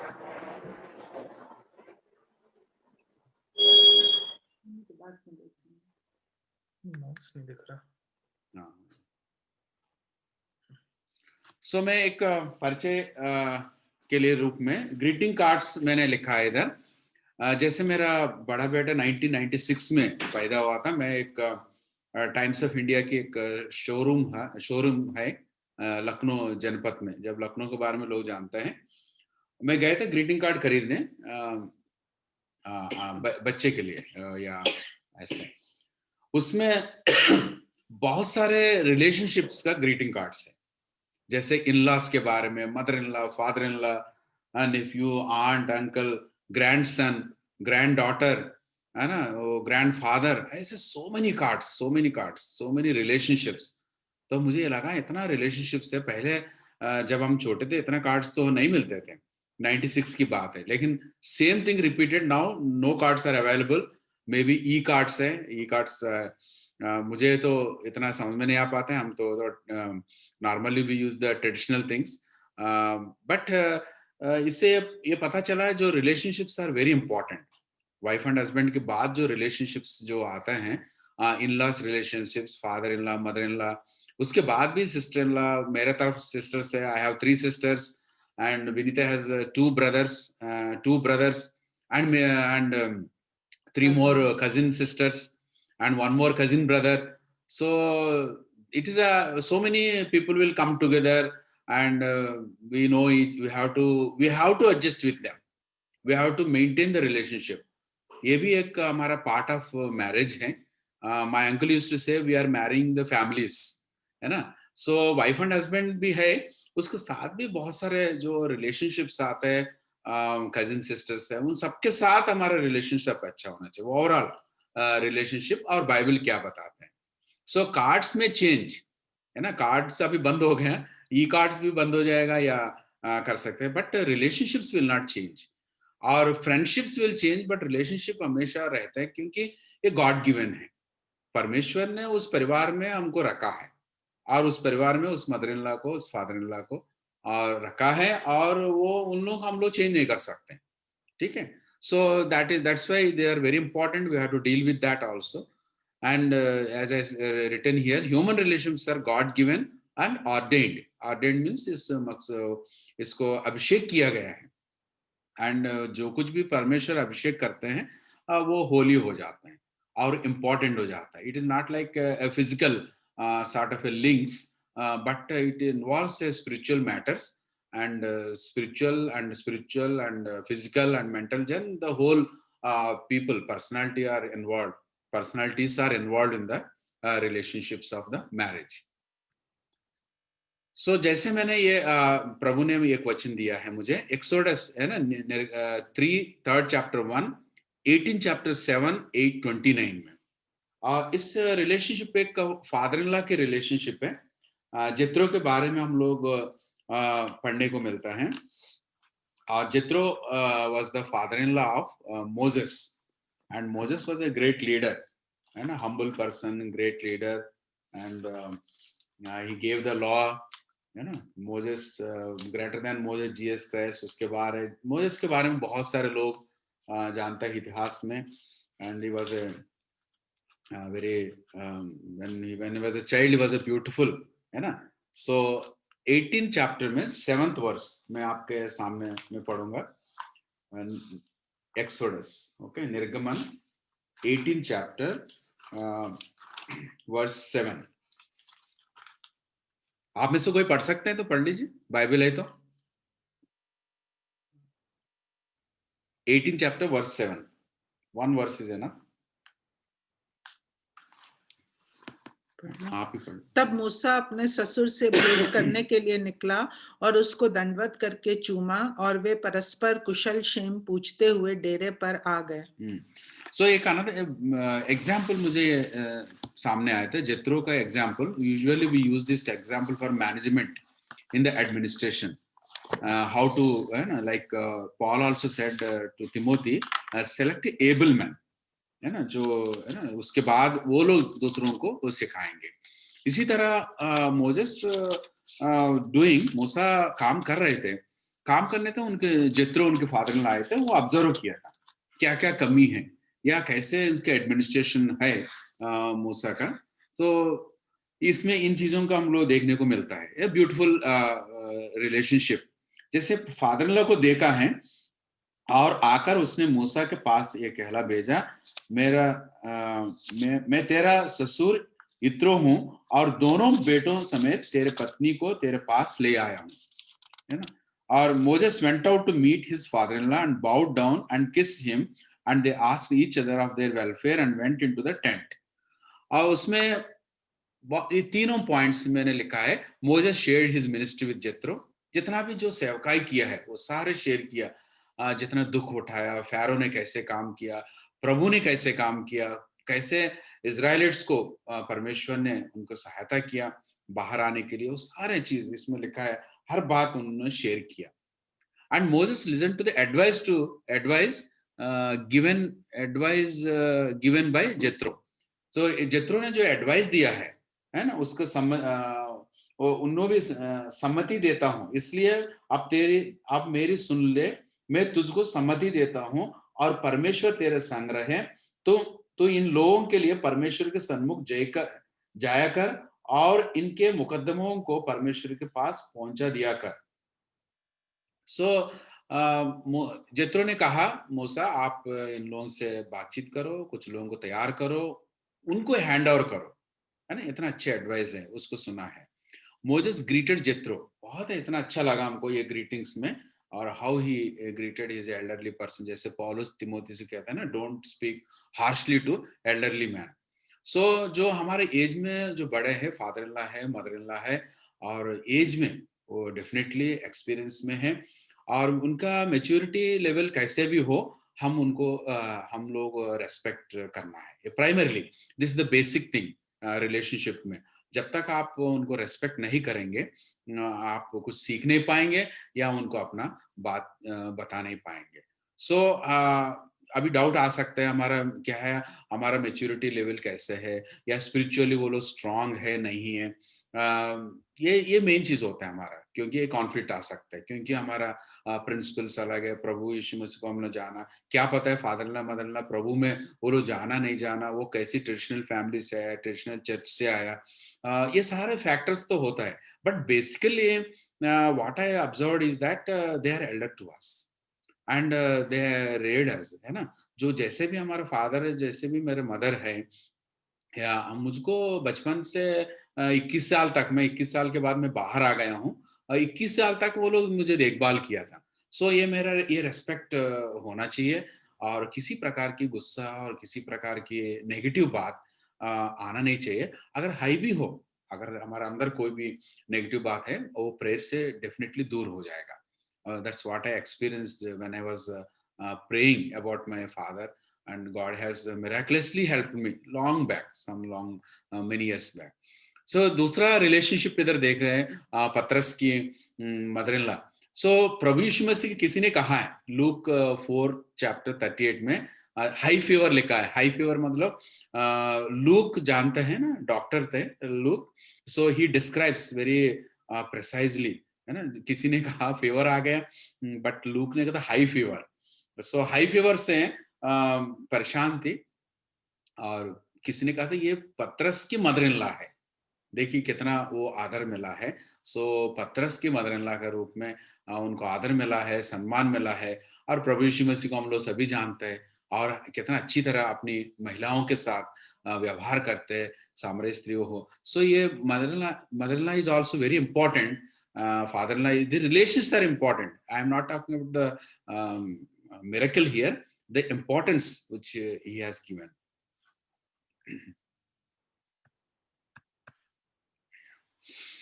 So involvement of in laws, जैसे मैंने पहले बताया था कितना हम लोग इन्वॉल्व कर सकते हैं। सो पेट्रियार्कल सोसाइटी में family meant house hold, so it is जो फादर है वो पेट्रियार्क है ना, स्ट्रॉन्ग पर्सनालिटी है। अब्राहम हो, इसहाक है, या जैकब है, अयूब है। सो ये दिस आर ऑल एक सिस्टम डेवलप हो गया। So they used to take decisions, है ना। Abraham used to take a decision, God used to speak to them. So then Abraham हाउस होल्ड, उसमें सर्वेंट्स है, सर्वेंट्स फैमिलीज भी हैं, सर्वेंट्स चिल्ड्रन भी हैं। तो एक हाउस होल्ड लेके परिवार चलते थे, और परमेश्वर उनसे बातचीत करते थे। सो जो प्रेजेंट एज को जहां तक मैं समझता हूँ चर्च एज है ना। सो यीशु मसीह आने के बाद जो चर्चेज शुरू हो गया, यीशु मसीह के बाद जो पतरस से चर्चेज शुरू किया, now we are at the end of the churches. पहले लॉ है, लॉ के बाद मूसा है, मूसा, उसके पहले पेट्रियार्कल सोसाइटी। इस तरीके से ट्रांजिशन हुआ इतिहास में। तो इतिहास में जो होते होते अभी प्रेजेंट एज में, सो ये हो गया वाइफ एंड हस्बैंड एक पर्टिकुलर जगह में आ गया, है ना। न्यूक्लियर फैमिली हम लोग बोलते हैं। और प्रेजेंट एज में फिर जो उसके अनुसार एपिसोड्स में जो टीचिंग मिला है, husband is the head of the family and wife supports, and wife and husband दोनों को सबमिशन होना, ये सब है। तो इसमें हम लोग ये सोचते हैं अब इन-लॉज का रोल है ही नहीं। ये मेरा पॉइंट ये है, scope of positive involvement of in laws is still there, है ना। ये मत आप हम लोगों को सोचना नहीं चाहिए क्योंकि प्रेजेंट एज में फैमिली है, फैमिली में हेड है हस्बैंड, सो इन-लॉज का कोई रोल ही नहीं। ऐसे नहीं हो सकता, क्योंकि ये रिलेशनशिप ब्रेक करने के लिए नहीं कहा। There is a lot of scope of positive involvement of in laws. जब आप लोग कोई प्रश्न पूछ सकते थे, so I can help whatever the thing, so we will identify some problems also, what are the things, then we can go ahead. So 15 minutes मेरे पास है। जैसे इंटरफियरेंस है, इन्वॉल्वमेंट, इन्फ्लुएंस। इंटरफियरेंस नेगेटिवली आप सोचे तो father in law, mother in law, both sides they try to interfere in the family matter of that nuclear family, है ना। वाइफ एंड हस्बैंड का जो जॉब के बारे में होगा, प्रॉपर्टी के बारे में होगा, इवन द मेडिकल एडवाइस, है ना, तो medical advice also in loss will give, so that sometimes may be negative also, sometimes may be positive also. So आपको देखना पड़ेगा इंटरफियरेंस से कहाँ आपका प्रॉब्लम हो रहा है, कहाँ इंटरफियर हो रहा है, आप उससे क्या नुकसान हो रहा है, और आपको देखना पड़ेगा। कैसे देखेंगे? ये मिरर हमारे पास है, ये गाइड है, प्रभु का वचन के अनुसार उसकी प्रकाशन में हम लोग देखेंगे कौन से इंटरफेरेंस हो रहा है, कहाँ होना नहीं चाहिए। Then involvement. So involvement family में इन-लॉज के इन्वॉल्वमेंट होता है, वो भी कभी नेगेटिवली हो सकता है, और उसमें वो भी ध्यान में रखना होगा कहाँ तक इन्वॉल्वमेंट हो रहा है। जैसे स्पेशली फाइनेंस में, प्रॉपर्टीज में और रिलेशनशिप्स में इन्वॉल्वमेंट को आपको ध्यान देना पड़ेगा। सो पहले आप अपना फैमिली का प्रेजेंट एज चर्च के हिसाब से फैमिली का जो यूनिटी रखना है, जैसे विनीता ने कहा unity in the family, so you can take the help of other things. So involvement में जो आपकी रिलेशनशिप नुकसान नहीं होना चाहिए। Then influence. सो ये प्रभाव बहुत ही डीप इन्फ्लुएंस होता है हमारा पेरेंट्स का। विनीता अभी भी ठीक है, she remembered her father, so I remembered my grandfather, ठीक है। So I am becoming grandfather but I remembered my grandfather. या जो हम लोग जो फॉर्मेटिव एजेस में जो सीखा है संडे स्कूल से, जो हमारा फैमिली का जो बैकग्राउंड है रिलेशनशिप्स में, जिस तरीके से हमारा फादर व्यवहार किया, ग्रैंडफादर, वो चीज वो हमारा प्रभाव पड़ता है। सो जब प्रभु यीशु मसीह का आने के बाद मैं सोचता हूँ 100% वो नेगेटिव इन्फ्लुएंस चले जाता है। सो पॉजिटिव चीज ही हमारा साथ रह जाता है। तो इसलिए मैं ज्यादा परेशान होने की जरूरत नहीं हम लोगों को। लेकिन फिर भी we are all human beings, there is no perfect family, no perfect husband, no perfect thing, even there is no perfect organization also. Even USI is also not a perfect, it is an instrument given by God to all of us to enjoy and cherish it. So there is no perfect church also. So influence में हम लोग को ध्यान रखना पड़ेगा कहाँ हमारा आत्मिक जीवन को, या हमारा आत्मिक वैल्यूज को, या हमारा मेच्योरिटी को। जैसे for example, parents are not from UESI background. My father was never heard any about UESI and EU and EGF. He never heard. But whereas my uncles were very much in the ministry from the UESI background. So I have to explain some of the things to my father. My father also tried to understand, okay, uncle, hey, aap bhi hai, chalo, very good. So like that. So we have to explain also about our commitment. So some parents are very traditionally church oriented. They like only church ministry. So whereas EU students, they got married, EU background, they want to do EU ministry. So there will be a challenge, conflict will come. So we have to explain and what God has given to you, that burden. So even I am thinking my children are involved. My one son is involved with the USA work, but that commitment should come. I explained to him, but God has to give a commitment to him to involve in the ministry. So इसमें हम लोगों को challenges में influence देखना है, कैसे हमारा influence कर रहा है पेरेंट्स, वो आपकी कमिटमेंट, प्रभु ने आपको जो कमिटमेंट दिया, उस कमिटमेंट को कैसे इन्फ्लुएंस कर रहा है, वो आपको ध्यान में रखना होगा। ओवरकमिंग कॉन्फ्लिक्ट्स तो डेफिनेटली होता है, क्योंकि रिलेशनशिप में वो सारे लोग इन्वॉल्व हैं उस तरफ से। सो जैसे 24 इयर्स मेरा शादी हुआ 30 इयर्स में। सो 30 इयर्स तक I was influenced by my father, my uncles, my aunties and my brothers and sisters and all, ठीक है। So after 30 years now I have to adjust with other relationships. So guidance from God's word is very important, you know, in all the stages, especially in these stages, because family को हम लोग start करेंगे तो हमारा unity बहुत ही strong होना चाहिए, strong foundation होना चाहिए। वो परमेश्वर के वचन से हमको मिलता है। इस वचन के आधारित पर हम कॉन्फ्लिक्ट्स को हम लोग सॉल्व कर सकते हैं।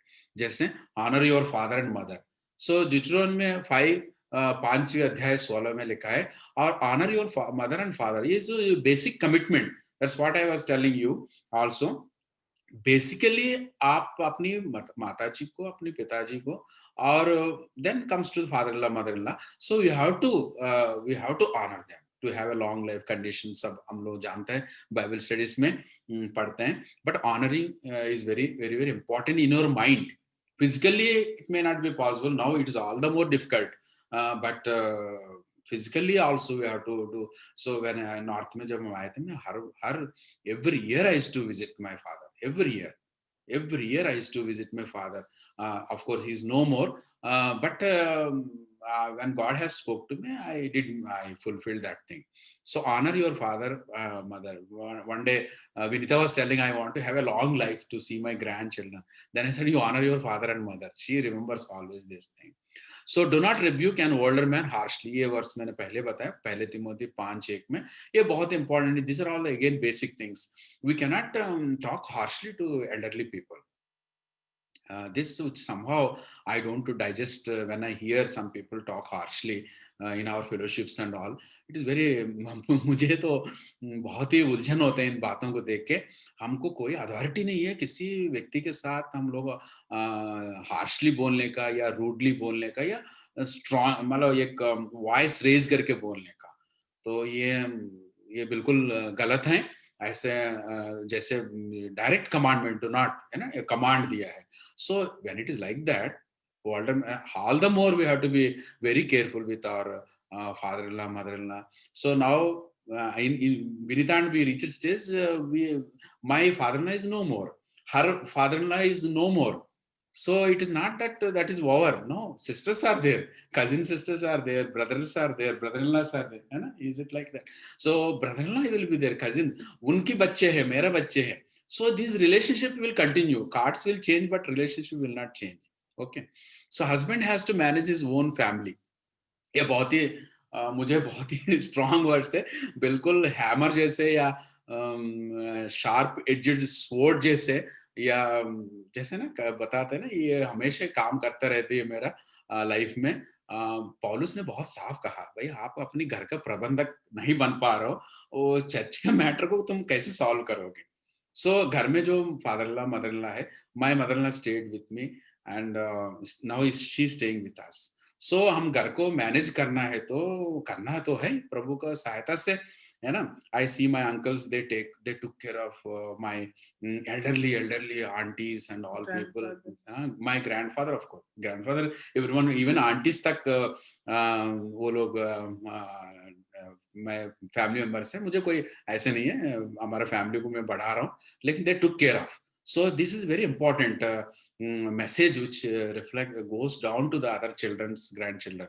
So husband has to manage his own family. इसमें कोई डाउट नहीं है, मुझको तो डाउट नहीं, मैं कोशिश करता हूँ 100%, हाँ ओके 90%, 95%. So 1 Timothy 3:4-5 में लिखा है। So ये डेकन्स के लिए एक मैसेज है, लेकिन but it is for all the people, godly people. And another verse नीति वचन में 31-27 में एक वुमेन के बारे में हम लोग बहुत पढ़ते हैं, बहुत अच्छा है, बहुत चैलेंजिंग है, डिमांडिंग भी लगता है। And here also she equally shares she watches the affairs of the house hold. ये अफेयर्स में मैं सोच रहा हूँ एक रिलेशनशिप्स भी है। जैसे एक बार मेरे सिस्टर के साथ कुछ प्रॉब्लम थी, excuse me. So I requested Vinita, अरे Vinita please come and help. भैया आप किसी न किसी रूप से उनको समझा दो। She came and solved the problem. And when she is having some discussions and everything, I solved the problem by not participating in the discussion. I think आपको समझ में आ रहा है। ऐसे नहीं, जरूर नहीं हर चीज को आप लोग पार्टिसिपेट करके। एक बार विनीता और अपने ब्रदर्स के बातचीत चल रहे थे। सो हमने कहा, बताओ विनीता, हम बैठे हैं तुम्हारा फैमिली में? कहते नो नीड नहीं, you don't sit. By not sitting in that particular decision, They solve the problems. अगर मैं बैठे तो मैं कुछ और बोल देते हैं शायद. See, this we have to say. Very good. Thank you for this word. Vinita was telling sensitive, है ना, sensitive to the affairs. So she watches the affairs of the household. Household में देख लिए बहुत सारे, जैसे हमने बताया ना, नया पुराना नियम में जो patriarchal society में household है, so present church age में family है. Okay, I think this difference we are able to understand. Role of a good father. ये बहुत ही प्यारा वर्स है फादर्स के लिए, सारे हस्बैंड्स के लिए. जेनेसिस 24:16 में जैसे अब्राहम है, आइजक है, they all concern for their children, है ना. अब्राहम, भाई I want to find a good girl for my son. So that was the responsibility, beautiful responsibility. Like Ayub का हमेशा मुझे challenge रखता है. He used to pray for his children. So motherly role है, but father का role भी बहुत है. और ये चीज बहुत ध्यान में रखना है. जैसे बाइबल हमको सिखा रहे, तो फिर we should be sensitive to our children's marriages and all. So there again, we have to take the help of our people positively. We can take the help. है ना. सो ओवरकमिंग कॉन्फ्लिक्ट में role of good father कैसे आपको solve करेगा. जब तक आप good father नहीं हो, तो देन यू मैं इस प्रोसेस में, मैं फादर इन लॉ बनने के प्रोसेस में हूँ. अभी तक मैं फादर हूँ. So now I have to become a father in law. So father in law process में हूँ, तो मैं एक फादर बनना चाहिए पहले मैं. अच्छा, मैं अपनी बेटे के लिए भी बहुत अच्छे सोचना चाहिए, अपनी बेटी के लिए बहुत अच्छे सोचना चाहिए, प्रेयर करना चाहिए. Then I will become a good father in law. That's what my understanding, putting this role of a good father. The same thing role of a good mother. So good mother बन रहे हैं. अरे मेरे बच्चों को मैंने बहुत बढ़िया से मैंने होमवर्क करवाया, अपने बच्चों को ये सब कुछ किया, लेकिन अभी मदर का रोल खत्म हो रहा है. आप मदर इन लॉ बन. 5 मिनट बचे शायद. I think close it, we will finish it. So understanding of wife and husband आपने बताया. Anania Sapphira भी, I will close it. Vinita ने they deceived the Peter, but we should be like Aquila and Priscilla.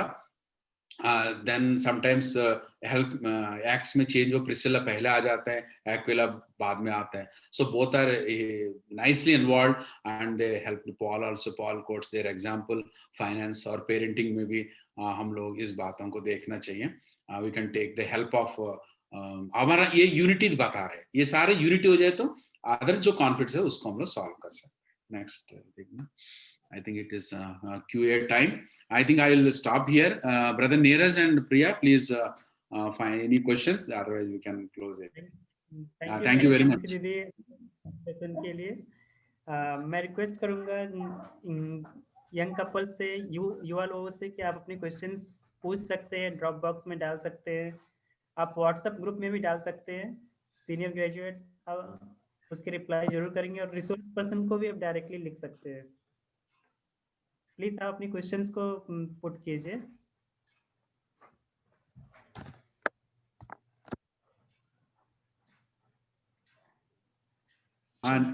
Neeraj, hello. Yes भैया. हाँ नीरज, आप भी एक प्रश्न पूछ लो. कोई ऐसे नहीं, कॉन्फ्लिक्ट होने से प्रश्न पूछना है. आप भी पूछ. Everything is okay. Yeah, I will ask Priya later. Okay, later. Okay.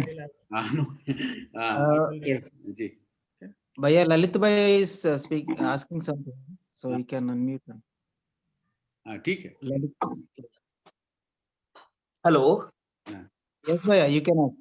हाँ, मैं ये पूछ रहा था कि जब हम ये फैमिली का हम लोगों ने बहुत अच्छा हमने रिसोर्स पर्सन से सुना, थैंक यू वेरी मच.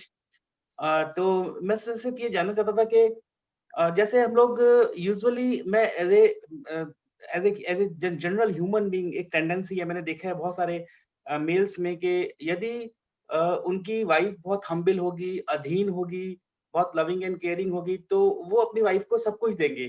उसको वो औधा भी देंगे, वो उसको प्यार भी देंगे, और उसकी वाइफ को कभी कोई कमी महसूस नहीं होगी, है ना. ये मैंने देखा है बहुत, मतलब बहुत बारीकी से बहुत सारी फैमिलीज में भी रीड किया है. और मैंने लाइफ में भी देखा है। और लेकिन अगर यूजुअली जहाँ पर हम लोग कहते हैं कि हस्बैंड वाइफ बहुत इक्वल होते हैं, और जब वाइफ जो होती है वो डिमांडिंग हो जाती है कि भाई ये इक्वलिटी मेरे को चाहिए, और अपने राइट्स एंड ड्यूटीज पे बातचीत करने लग जाते हैं, तो फिर एक मेल टेंडेंसी होती है कि वो उनको वो सब चीजें नहीं देते हैं, फिर वो प्यार खत्म हो जाता है। तो क्या मोर करेक्ट क्या है कि द वाइफ शुड बी एक वर्ड आता है अधीन, वो जो वाइफ है वो अधीन होनी चाहिए हस्बैंड के, या फिर शुड बी पैरेलल?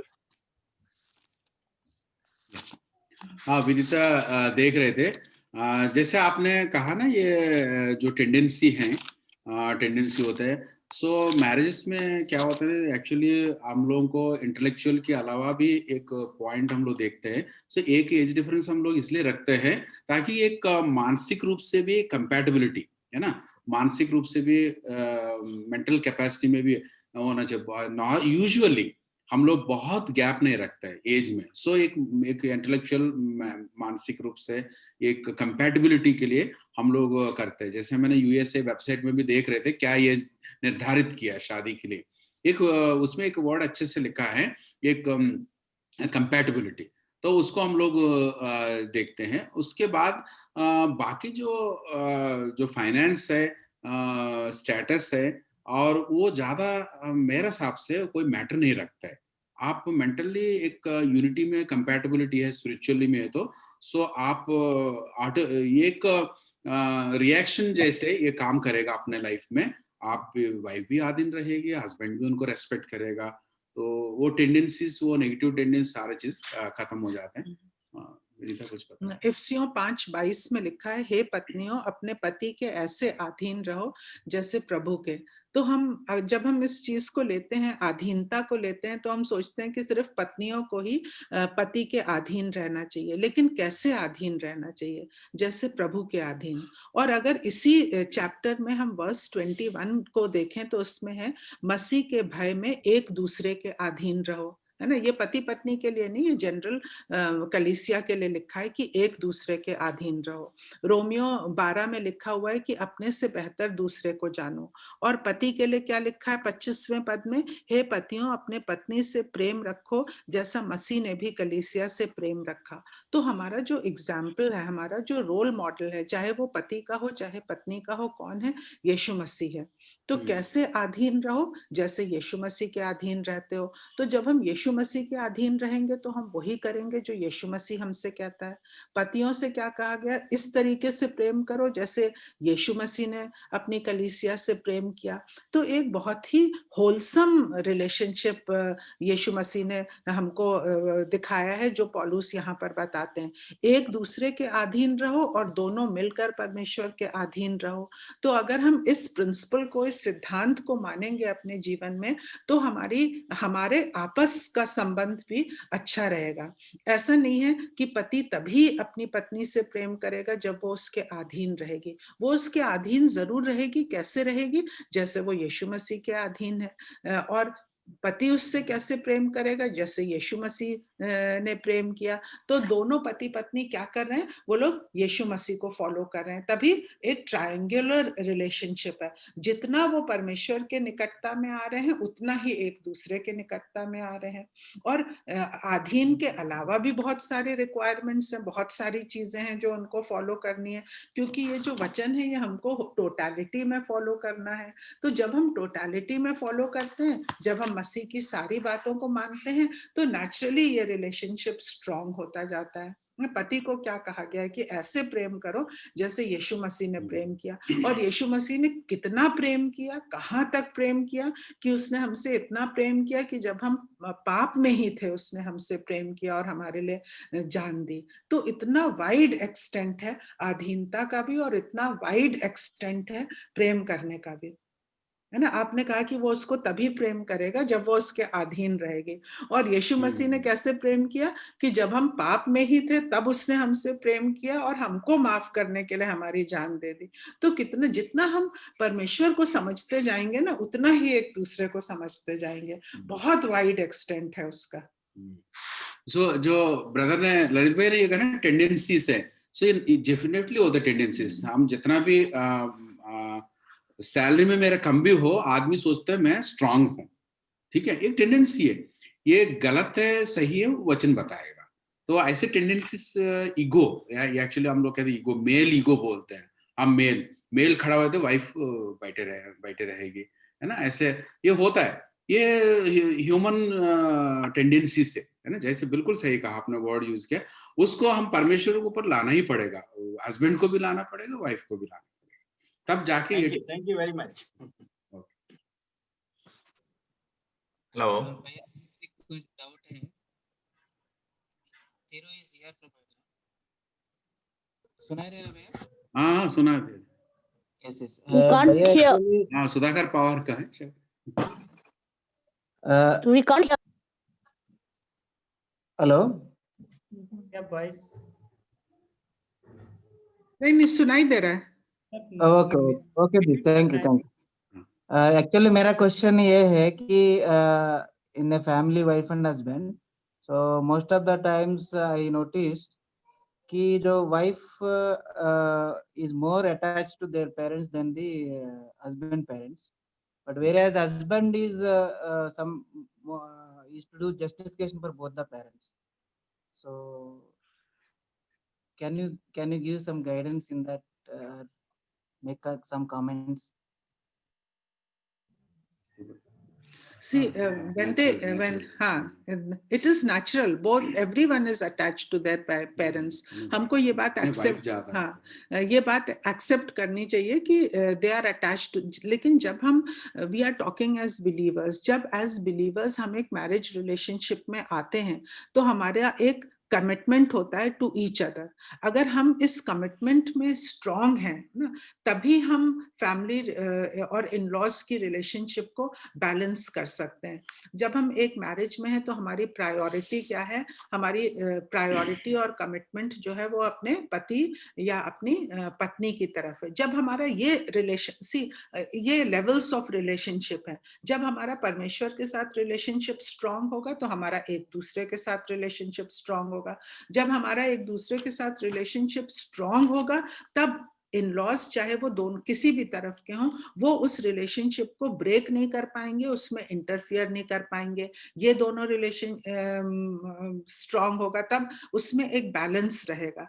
तो जब हम पति पत्नी का रिलेशनशिप स्ट्रांग होगा तब उसमें ये वाली बात नहीं होगी कि the wife is more attached to her. तब तीन चीजें हमने कही थी, इंटरफियरेंस, इन्वॉल्वमेंट और एक चीज और थी इन्फ्लुएंस। हाँ, इन्फ्लुएंस।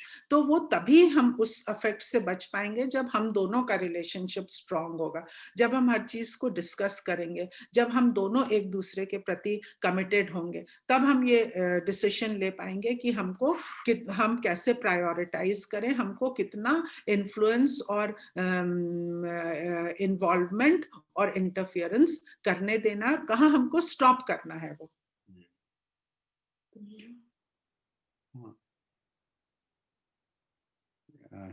ठीक है, I think it is she covered this thing. It's natural influences है, बिल्कुल नेचुरल होता है। लेकिन प्रभु वचन क्या बता रहे हैं, प्रभु यीशु मसीह क्या बता रहे हैं, बाइबल टीचिंग क्या है, उस टीचिंग को हम लोग पढ़ते समय हमको पता चल जाए। जैसे लिखा है, इस कारण पुरुष अपने माता पिता को छोड़कर अपनी पत्नी से मिला रहेगा।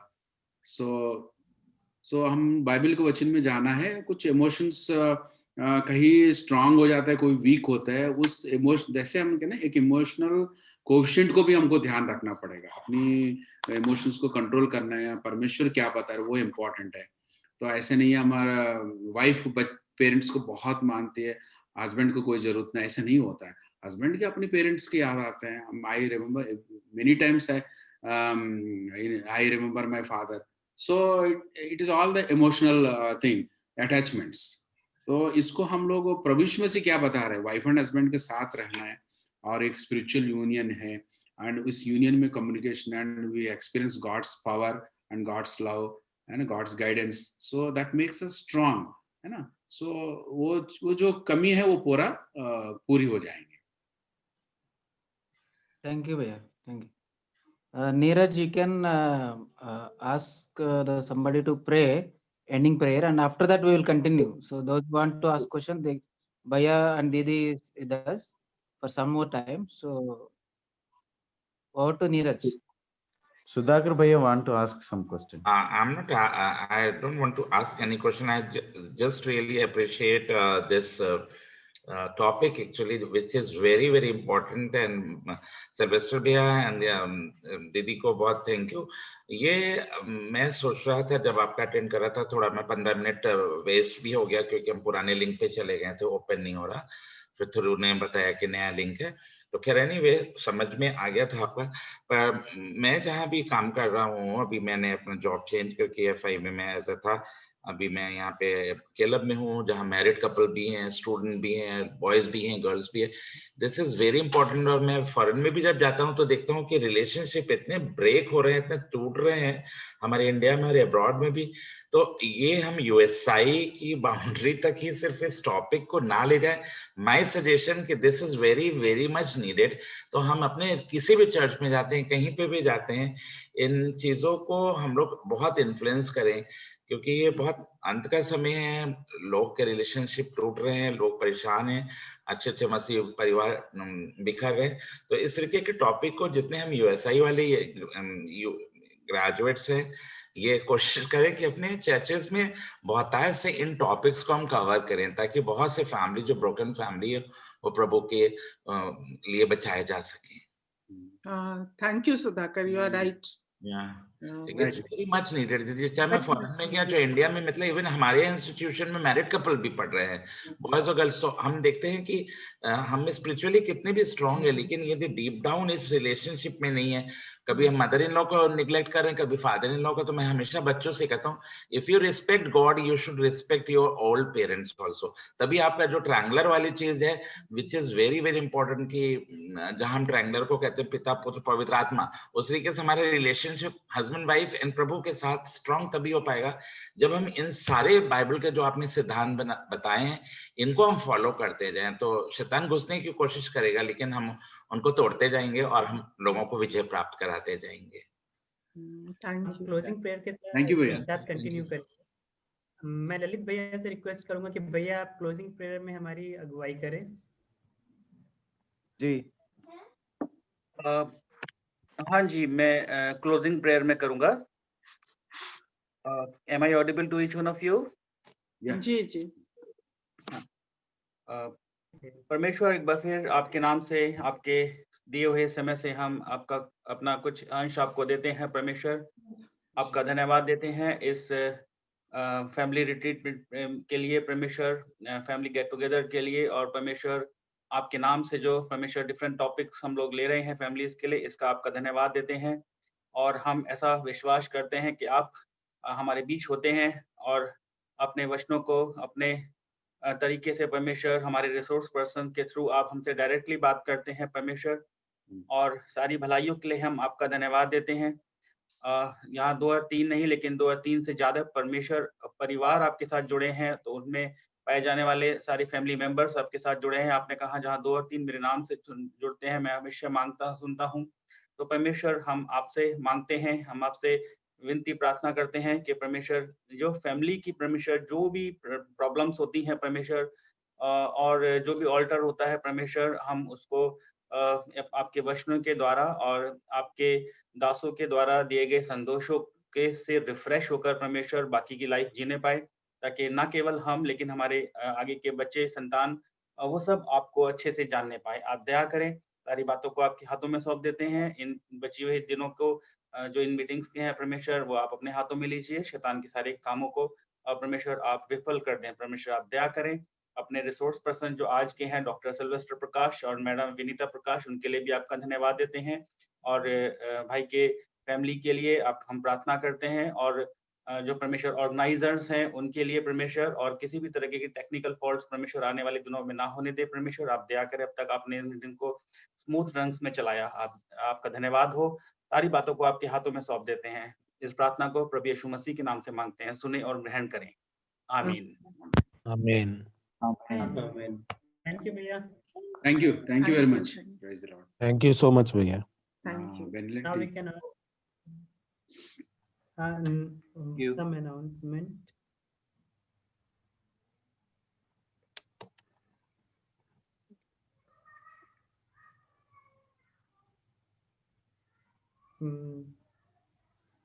कल के प्रोग्राम के लिए भी अनाउंस करना चाहेंगे हम। कल का टॉपिक है Christian family values and raising childrens, और हमारे रिसोर्स पर्सन है reverend doctor BS Singh sir और डॉक्टर गीता सिंह मैम। और कल भी आप इसी तरह एक साथ हम लोग के साथ ज्वाइन कीजिएगा। आज अभी हम कंटिन्यू कर सकते हैं, क्वेश्चन कर सकते हैं।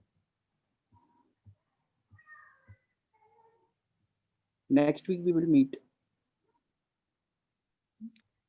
Next week we will meet on 20th Jan. 20th. Yes. Before that, one more announcement. We created a WhatsApp group called Family Seminars. So you all are added in that. So every day हम लोग different link आएगा. So क्योंकि ये announcement इसलिए कर रहे हैं कि आज किशोर भैया and सुधाकर भैया, so they were using the yesterday's link, but they joined, but nobody was there. So they called me and asked, "Bhaiya, no meeting is not started."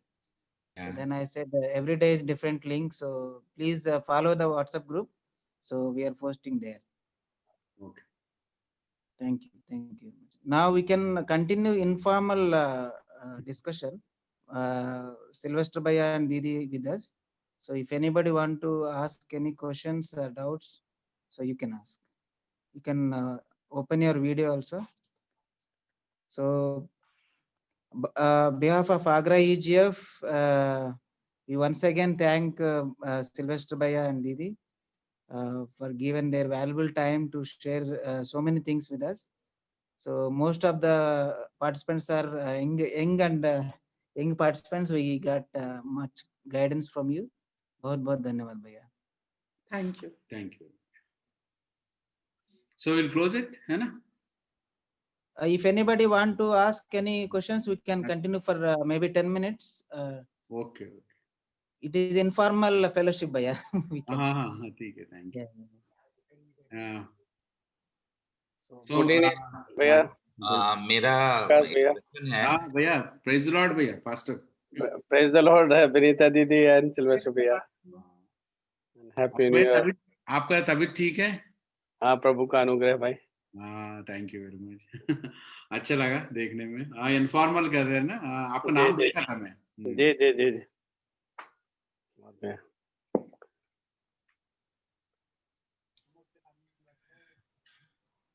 अभी कहाँ है पास्टर?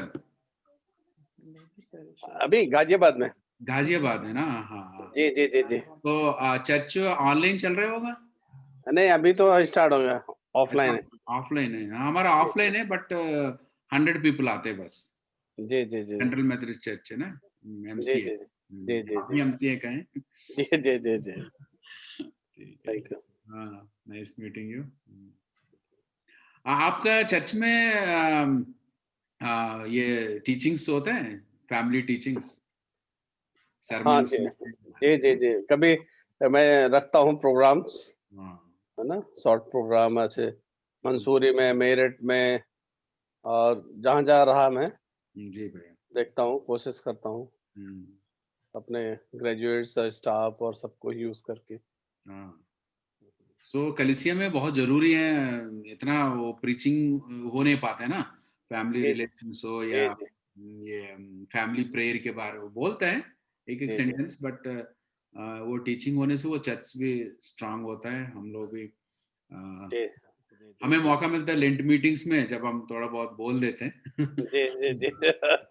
जैसे ब्रदर ललित ने सुधाकर कह रहे ना, ये बाहर आना चाहिए, चर्च में भी ये सारे प्रीचिंग से सब होना चाहिए. सिल्वेस्टर भैया, इसलिए मैं और आपको विनीता दीदी को, एक्चुअली मैं कानपुर का हूँ, इसलिए मुझे बहुत बोझ है यूपी के लिए. मैं दिल्ली और इधर रह रहा हूँ गुड़गांव में, तो मेरा अभी भी काफी लिंक है स्टूडेंट से, फैमिली से. तो मैं अभी बीच में गया था 2 दिन के लिए कानपुर, तो वहाँ के पास्टर जो हैं, हालांकि मेथोडिस्ट के, बहुत प्यार करते हैं हमें सारे लोग वहाँ के। तो वो अभी से बोलने लगे कि बेटा गर्मी की छुट्टी हो मार्च अप्रैल में तो तुम लोग कुछ ऐसा क्यों नहीं कर रहे जैसे यूएसआई का पहले करते थे, अब बड़ा ठंडा ठंडा मामला हो रहा है। तो मैंने कहा तो अभी जब ये आपका टॉपिक देख रहा था दीदी का और आपका, क्योंकि एक्सपीरियंस है मेरे को तो अभी 23 साल का एक्सपीरियंस, आप तो हमसे काफी मैच्योर विनीता दीदी, और आपकी तुमने शादी भी अटेंड करी थी। तो मतलब मैं सोच रहा था यही इसी टॉप मेरे को ऐसे प्रभु ने मतलब बात करी, क्यों ना हम इसी टॉपिक को लेके 1 डे या 2 डे का सेमिनार, जब कॉलेज बंद होता, हमारा भी कॉलेज और आपका, तो विल पेनिट्रेट दिस इशू। क्योंकि मैं देख रहा हूँ इतने यंग लोगों की लाइफ वहाँ खराब हो रही है हमारे शहर में, कि ताकि उनको ये एकदम बाइबल के जो सिद्धांत आप लोगों ने बोले फैमिली वाले, उनको हम लोग बताएं ताकि वो प्रभु के नजदीकी में आ सके और उनके घर बच सके। तो हम प्लान करेंगे, इसलिए हमने प्री आपको इनविटेशन दे दिया। प्रोसेस प्रभु के हाथ में, प्लानिंग प्रभु के हाथ में रहेगी आगे दीदी। So will keep continue contact with you, और डेट्स वगैरह हम देखते हैं 2-3 महीने आपको पहले बता देंगे। हाँ, ये जरूरी है। यस भैया, बिल्कुल जरूरी है। एक इनफॉर्मली हम लोग बात कर रहे हैं, मे बी जैसे नया नया शादी हो तो सोचते यार ये मैक्सवेल भैया ये लोग फैमिली सेमिनार क्यों कर रहे हैं, क्या जरूरत है इसमें, इतना प्रॉब्लम है तो शादी क्यों करें, हम लोग सोचते थे ये सारे चीज। तो लेकिन मैंने अपनी आंखों से देखा भैया जो डिस्ट्रक्शन फैमिली में होता है, मतलब हम कह रहे हैं एक तूफान से, मतलब जो कोई तूफान है ना तो घर निकल जाता है, टूट जाता है ना। हाँ, शैतान बहुत प्रभावशाली उसको मैं रिपेयर तो कर नहीं सकता हूँ, एक ऐसे था। तो ये बहुत ही सीरियस मैटर है, जब हो जाए तो पता चलता है। ये तूफान में घर गिर गए तो तब भी उनको खड़ा कर सकते हैं, लेकिन फैमिली में अगर डिस्ट्रक्शन हो गया शैतान ने किया तो उसको बनाने में I think rate of divorce बहुत ज्यादा बढ़ रहे हैं, बहुत ज्यादा बढ़ रहे हैं, जिसको हम लोग आप लोग ही रोक सकते हैं चर्च को स्ट्रॉन्ग करके। ये हमारा विद्यार्थियों को सिखाना है यू में, हमारे ग्रेजुएट, हमको ये भी मैंने कहा था, हमारे मेरे लिए भी एक रिमाइंडर है जी। जो आज मैं जो बोल रहा हूँ मेरे लिए एक रिमाइंडर है। I am reminding myself, है ना, I am sharing but I am reminding myself about all this. Okay, thank you so much, thank you दीदी, बाय बाय। ठीक है भैया, will take leave. Thank you. Thank you so much. We can close the session. Thank you very much. Thank you. Bye bye. Bye bye.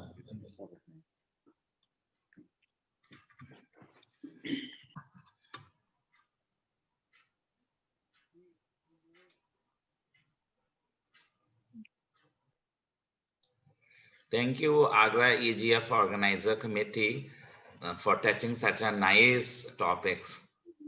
God bless all of you. Thank you, Bhaiya. Thank you. Thank you. God bless you.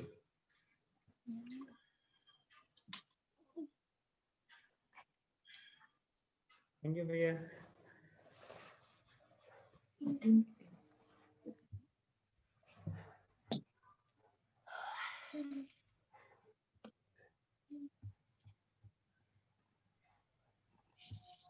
Bhaiya, good evening. Praise the Lord. MSC भैया।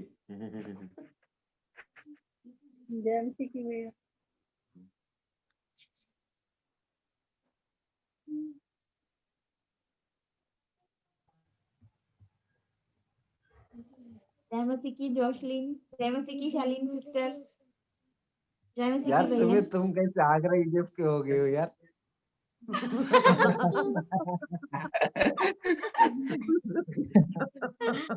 हमने adopt किया सुमित भाई, सुमित भाई।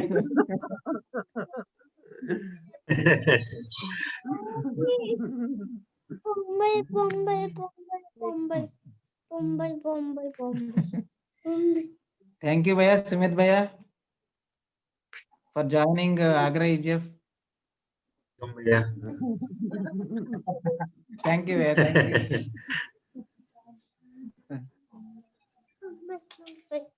नीरज भैया अच्छे से wait किया, कहाँ है नीरज भैया, चले गए क्या? नीरज भैया है, कल विमल भैया भी अच्छे से वेट किए थे, आप लोग भी, अच्छा लगा।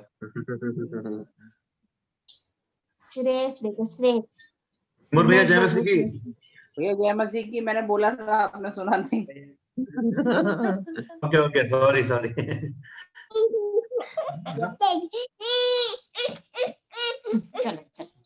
कैसे हैं? Okay, then I'm ending the meeting.